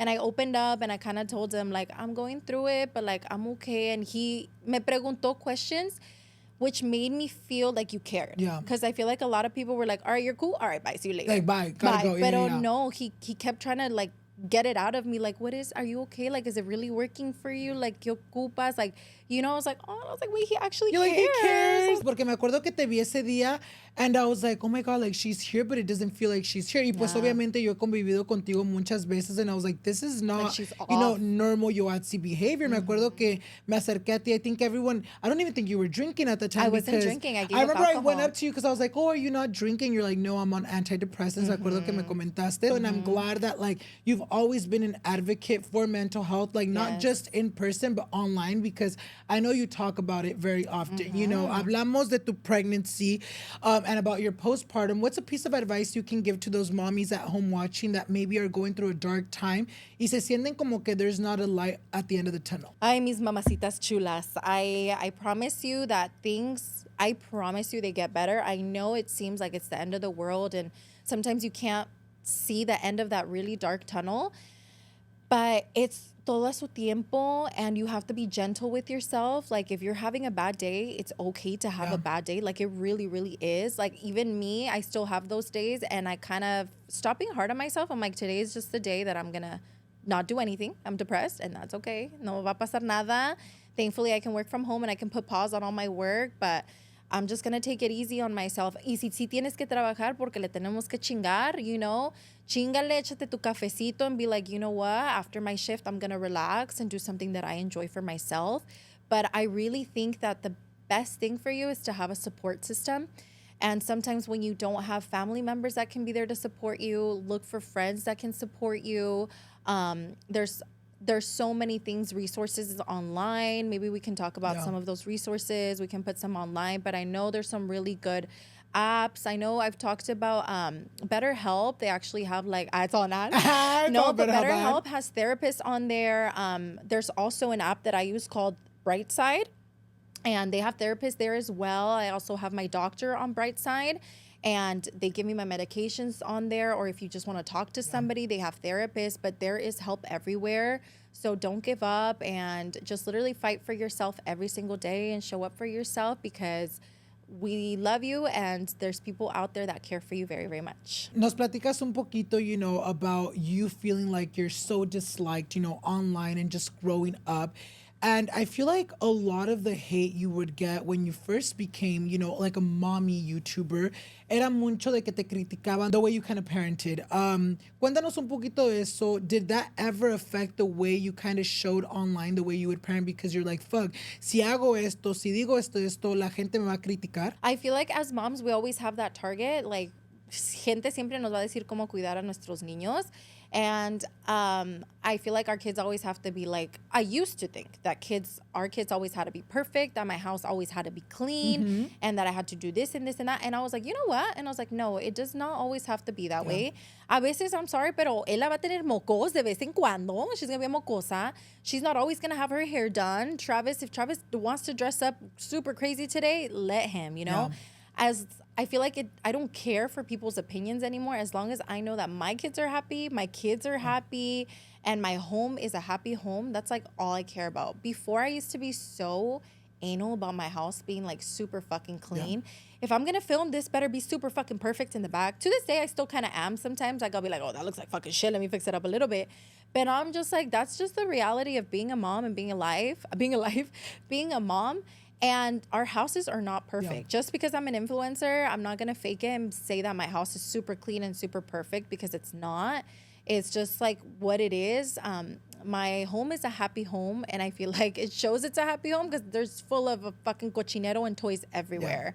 And I don't want to be the type of mom that's like, you can't play with your toys because my house needs to be perfect. Or have you seen those moms that like, their kids' toys están todos white and nude, and moms will be like, add some color to their life, you know? No, I'm not about that. Like, having a cute decor is sickening, and it's everything. Like, I have my room for that. I have my personal bedroom. Pero a mis pinches niños que tengan su cuarto como se les dé la gana. En ese tiempo también me acuerdo that you would get a lot of hate. You know, being an influencer, a veces te invitan a eventos, you know, you have to be out and about. Y agarrabas mucho hate when people would come at you like, ay, Yoatzi nunca está en casa, nunca anda cuidando con los niños. Did that ever affect you? Or cuéntanos un poquito más de cuando agarrabas comentarios así. Do you still get them? I still do. Oh, shit. I still get those comments today. Because I do go out a lot, but thankfully the job that I do allows me for these opportunities to go out a lot and have friends, and I have a good support system. And I'm able to do these things. But I feel like las personas que dicen eso, las mamás que dicen eso, es porque están amargadas y ellas quisieran salir y no pueden. Y no tienen el support system. No tienen el support system. We're like, you're always abandoning your kids. I'm like, babe, my kids are thriving, happy in their home que les acabo de comprar, okay? Like, my kids are so happy. Mommy deserves to go out cuando se le dé la pinche gana. But I spoil my kids with everything, con amor, with Los llevo a sus viajecitos. Tienen su casa bonita. Disney. You take them to Disney pretty always, often. All the time, yeah. I thrive off of my kids' happiness, you know? And in order, I can't remember who told me this, but somebody, like a therapist once told me that in order for the kids to be happy, mommy needs to be happy too. Mommy needs to be fully present, mentally there. Porque si su mamá está loca, pues va a volver a los niños locos. Exactly. So we need to keep mommies okay, daddies okay, make sure dad and mom are okay so that the family can thrive and be fruitful together, you know? So I feel like I really, really love that. And I actually support moms going out. Yeah. And I don't know if you saw, but I started a mommy group. I did. Baddies with Babies. Yeah. And I feel like that's kind of my end goal for Baddies with Babies. It's definitely to have a lot of reunions for parents to bring their kids and our kids to have play dates. But I want my mommy group to be more about the parents. Yeah. Because I feel like los papás a veces no tienen a dónde ir o no saben a dónde, or they want to have parent friends y no saben who to trust. Where to look. So I want to have these events so that I can welcome these parents, like, come have fun. And I want to make them fun, but I also want to involve our kids in a lot of them, but I do want to make it fun for the parents. That's kind of what happened to me and Alex. I feel like we really lost ourselves because it turned very into the kids, and only taking care of the kids. And we kind of lost track of, wait, let's take care of each other in our relationship. Because you want your relationship to thrive as well, just again, so we can slide down to the kids. And I feel like me and Alex are kind of in that spot where right now we want to figure things out and we want to take care of each other so that, you know, we can continue to grow everything that's going on, like, positively for the kids, you know? So I think it's really, really important to take care of your relationship too. And I know it's hard, se pierde el amor con los niños, but we have to always rekindle it and look for ways to keep that spark. Ya para casi ya vamos a terminar la entrevista. Yo quiero saber cómo empezó Yoatzi Online. Obviamente, ahorita te miramos all over TikTok, YouTube, Instagram, everywhere, pero no siempre fue así. Cuéntanos cómo empezó esto. When did you be like, you know what? I'm going to pick up a camera and start doing videos. Cuéntanos. Okay. Well, it all started when I was in high school. I was in a video academy.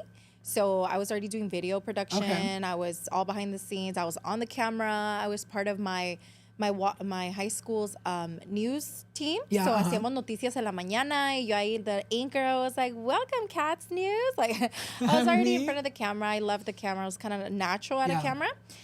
But YouTube never, ever crossed my mind. And it wasn't till my brother Louis Castro, he started making YouTube videos. And his YouTube videos started blowing up. And the whole family just hyped him up for it.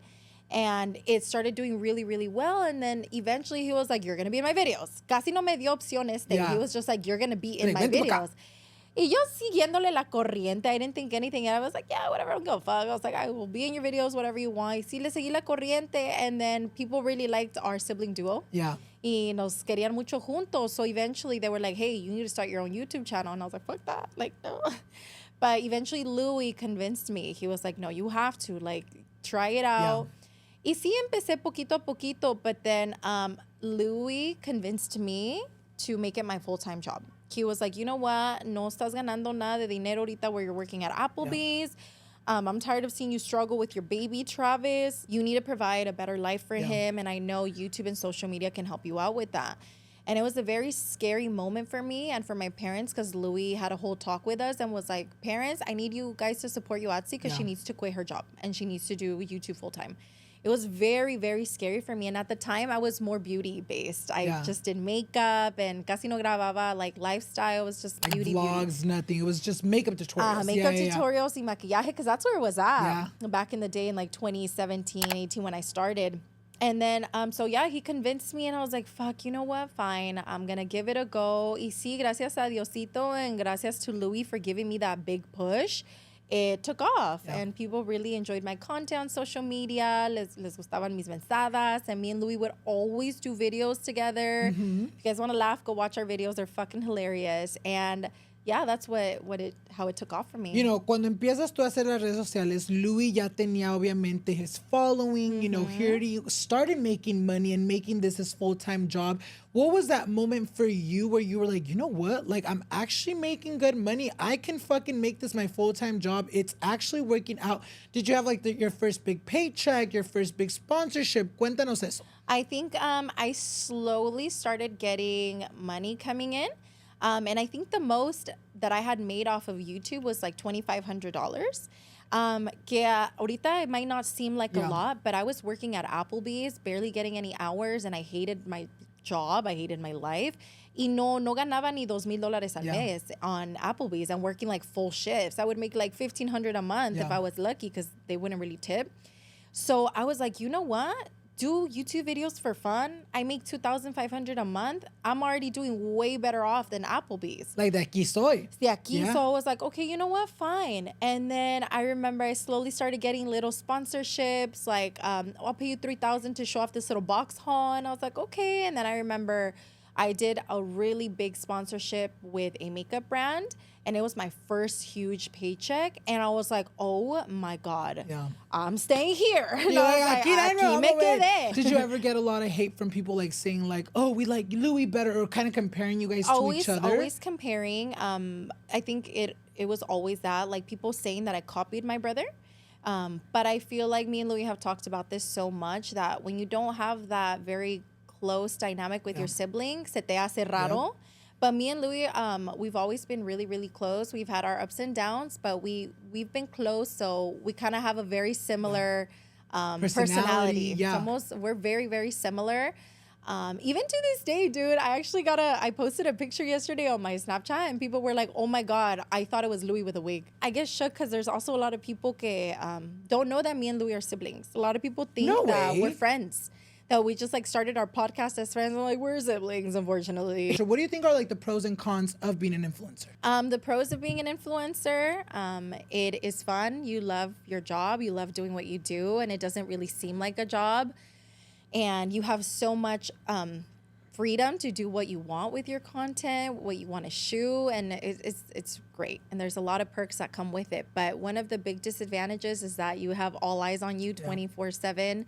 And it's kind of hard to navigate that sometimes. And we get a lot of opinions that we don't want, that we don't need. And we have our eyes on us. Las opiniones siempre juzgándonos, the negative comments. I would say that's probably the bad part. Nos estás platicando un poquito, you know, about your relationship with Alex. Hace 9 meses suben un video on your YouTube channel donde estaban anunciando a tus seguidoras que pues la relación ahí va a quedar. How was that for you, you know, having to, you know, open up about that part of your life? What led up to you guys making that decision? Y cómo fue seeing everything play out online? I feel like, it was very difficult, I feel, like making the decision, but I feel like I was just not happy in the relationship anymore.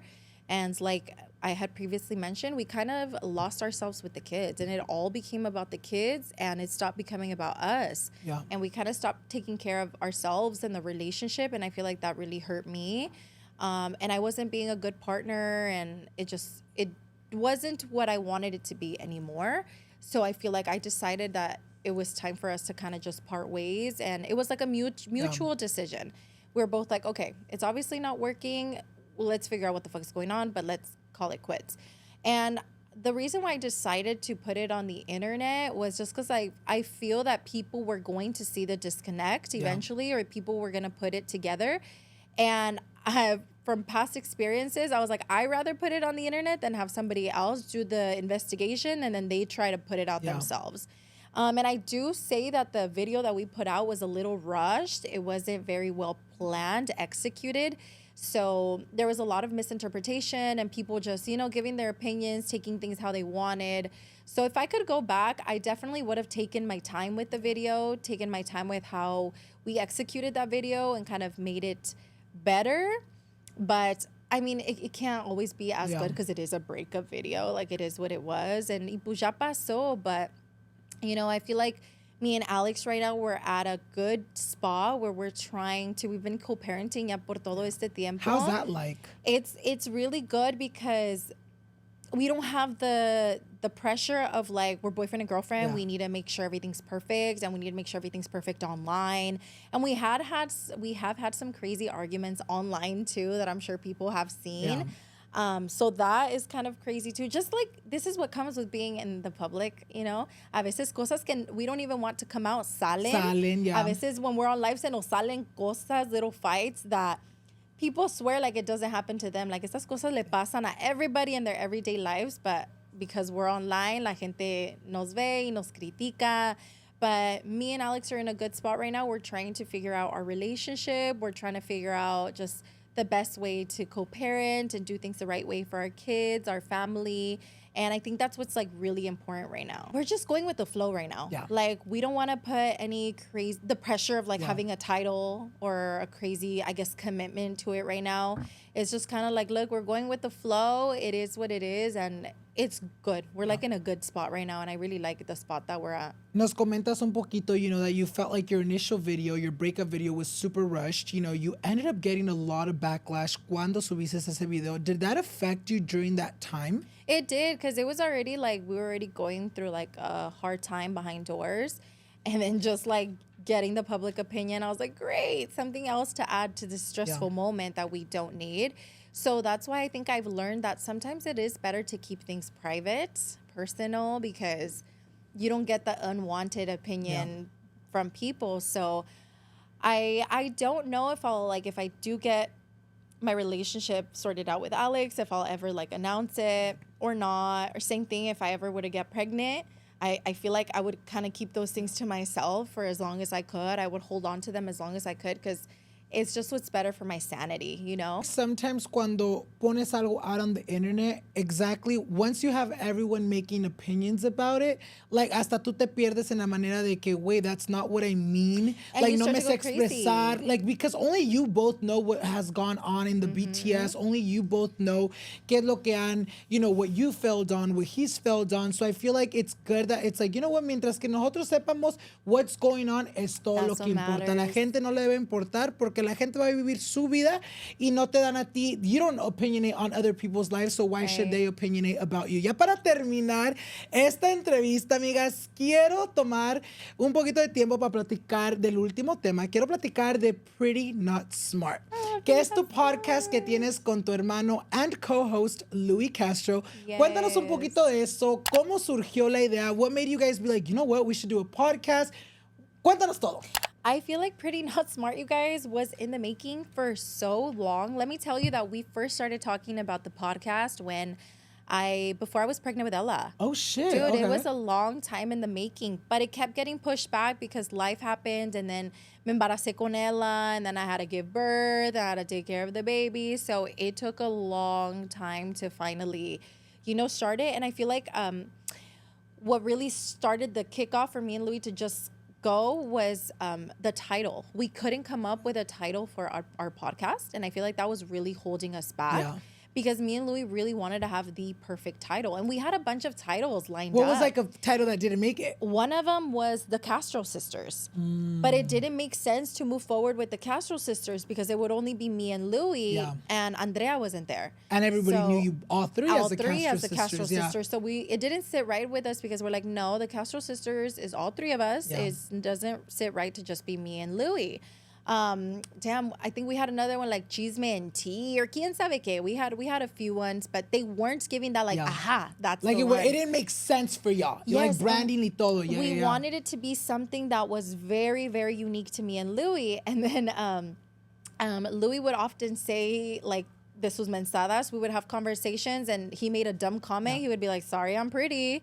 Like, he would always say that. He said, me pegó a mí también. Be like, if I would say something stupid, sorry, I'm pretty. We would just say that over and over.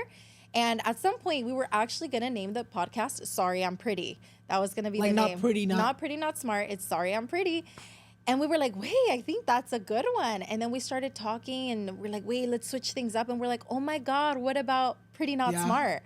It made sense. Sorry, I feel pretty, like for both smart. of y'all, it made sense, branding and everything. Because you guys are dumb. No, but I mean, made sense because era una quote que Luis siempre decía. Like you guys both would always say it. So it made sense for you guys and also your following. Yeah, and we genuinely felt that way. Like, we're pretty. We're sometimes not the smartest, but that's just what it is. So I feel like once we hit that title, I got a flutter in my heart, and I was like, that's the one. And Louis agreed, and we're like, that's the title, Pretty Not Smart. And that's how Pretty Not Smart was born. How has it been, working so closely with your brother? Sí te enfadas. No, because we went from not really seeing each other all the time to we have to see each other every week, no matter what. Nos tenemos que estar viendo siempre, which is, it's great because me and Louis just get to catch up on like everything, and we're creating new memories together. And then we bring our sister into the podcast occasionally. Oh my God, I love having Andrea on the podcast and our family. So I feel like if anything, it has made the bond between me and Louis even better. In like a more mature way, porque antes hacíamos a lot of pendejada videos, like just puras mensadas. And now it's more of like a serious, we're maturing, we're growing up together in our podcast. When I see your guys' podcast, I feel like it's very different than the vlogs. I feel like even for myself, I feel like it's very different from like vlogs or like 2020 content. Like it's very mature. It's very like, I mean, not that everything's mature, but like obviamente dicen sus chistes, sus mensadas, but it is a different form of content. It's What do you feel like is the difference between, vlogging versus podcasts? I think that the main difference is that with podcasts, I feel like me and Louis don't really have a filter. We can just talk about whatever the fuck is on the tip top of our head. No importa what it's about, we just talk. And me and Louis, that's the good thing, that we can talk and talk for hours and we can just go and go. So that's why we were like, a podcast is literally perfect. Just to have a place where people can come hear our mensadas and what the heck we're talking about. And sometimes it doesn't even have to make sense. And it can be stories. It can just be what's happening in our everyday. It can be commentary, literally anything. And I think that's why we love it so much, because there's no strict rule book on how a podcast should be. And I feel like you guys do such a good job at that, because literally like there's never an episode where it's like repetitive, where it's like people get to learn something new every single time they watch your guys' podcast. Have you guys ever had an episode that never aired because maybe when you guys filmed it, algo pasó, you guys hated it, or any of that? I feel like we did have an episode that didn't air because it was when our doggy Ruby passed away. Oh, okay. It was literally like the night before she passed away. Me and Louis had to film an episode for that week, but me and Louis weren't fully present. Like we weren't fully there because all we were thinking about was our baby Ruby. So we filmed an episode and we ended up talking just about Ruby, like good memories and everything. But me and Louis were just not feeling it. We were really sad, and it just wasn't sitting there. It wasn't sitting right with us. So then at the end, we were both like, you know what? It doesn't sit right with us to make this episode go live.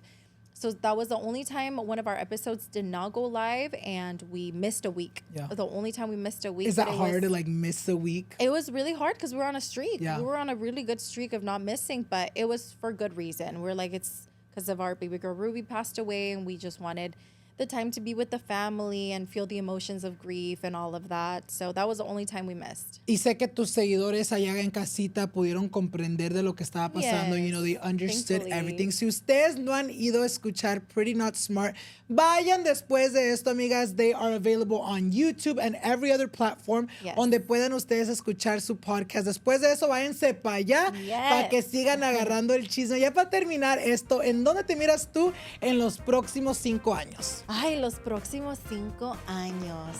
I don't know. I just want to keep thriving, being more successful. Hopefully estoy más a gusto with like my house. Hopefully maybe it's fully done because I'm remodeling my home. So I hope that's fully done and thriving. Maybe I even buy my second home. Hopefully that's another goal. I want to buy a second home. Maybe another baby in the oven. We'll see. And hopefully I'm just like relationship-wise, ya más settled. I think that's where I'm hoping to be in 5 years. Y yo sé que si te pones your mind to it, yo sé que vas a lograr todas esas metas que tienes. And I'm so happy que estuviste aquí. Que tuve yo el privilegio de tenerte para atrás aquí en el podcast para conocerte un poquito más. Yo sé que allá en casita, ustedes también que tienen años or you guys barely started following Yoatzi, les encantó este episodio. But with that being said, thank you so much once again por estando aquí con nosotros el día de hoy. Thank you for having me. I really liked it, and I feel like we really dove into it this episode. I think so too. Yo sé que allá en casita también a ustedes les encantó. With that being said, amigas, don't forget to follow Yoatzi on our social medias, which I'll leave down below as well as on the screen. Y también no se les olvide to follow me on all of mine para que no se pierdan any future episode. Thank you once again. Thank you, Ale. Y no se me vayan a ningún lugar, amigas, because after I'm done talking, tenemos una presentación presentación del mismo grupo que nos abrió el día de hoy. Please help me welcome los Primos del Este. No es mentira, aquí en Noche de Pendejadas Plebes dice más o menos así.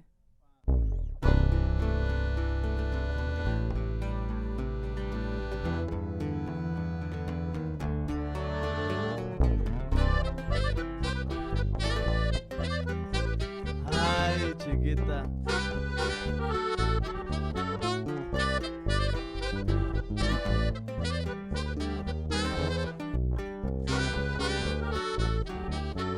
Mírame y dime si me amas, tal vez ya te traigo ganas, contigo nadie compara. No me importa si lejos estás, yo llegaré. Las otras no son igual que tú, distinta actitud, no brillan como tú, llévame a donde quieras ir, sigo atrás de ti. Quiero pasar 1,000,000 de años junto a ti. Miro esa sonrisa que me encanta mucho a mí y luego se me antoja unos besitos pa' dormir. Cualquiera se enamora, tu belleza cautiva. No te has dado cuenta de lo hermosa que estás. Tú sabes que me matas cuando me sonríes para atrás. Decirte que no quiero besarte es mentira. Vámonos recio, viejo.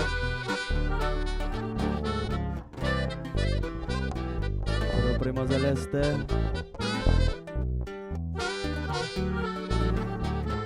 Mírame y dime si me amas, tal vez ya me traes ganas, enséñame en la cama. Discúlpame si fuerte se escucho. Las otras no son igual que tú, distinta actitud, no brillan como tú, llévame a donde quieras ir, sigo atrás de ti. Quiero pasar 1,000,000 de años junto a ti.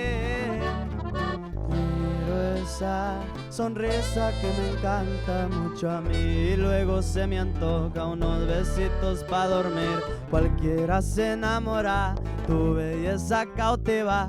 No te has dado cuenta de lo hermosa que estás. Tú sabes que me matas cuando me sonríes pa' atrás. Decirte que no quiero besarte es mentira.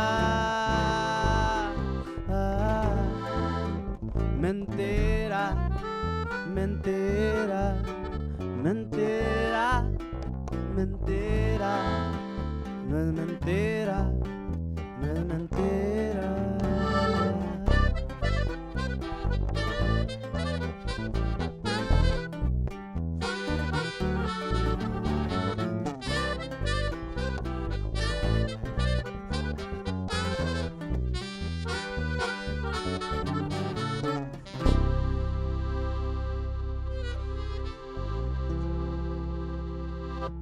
Se hizo la machaca.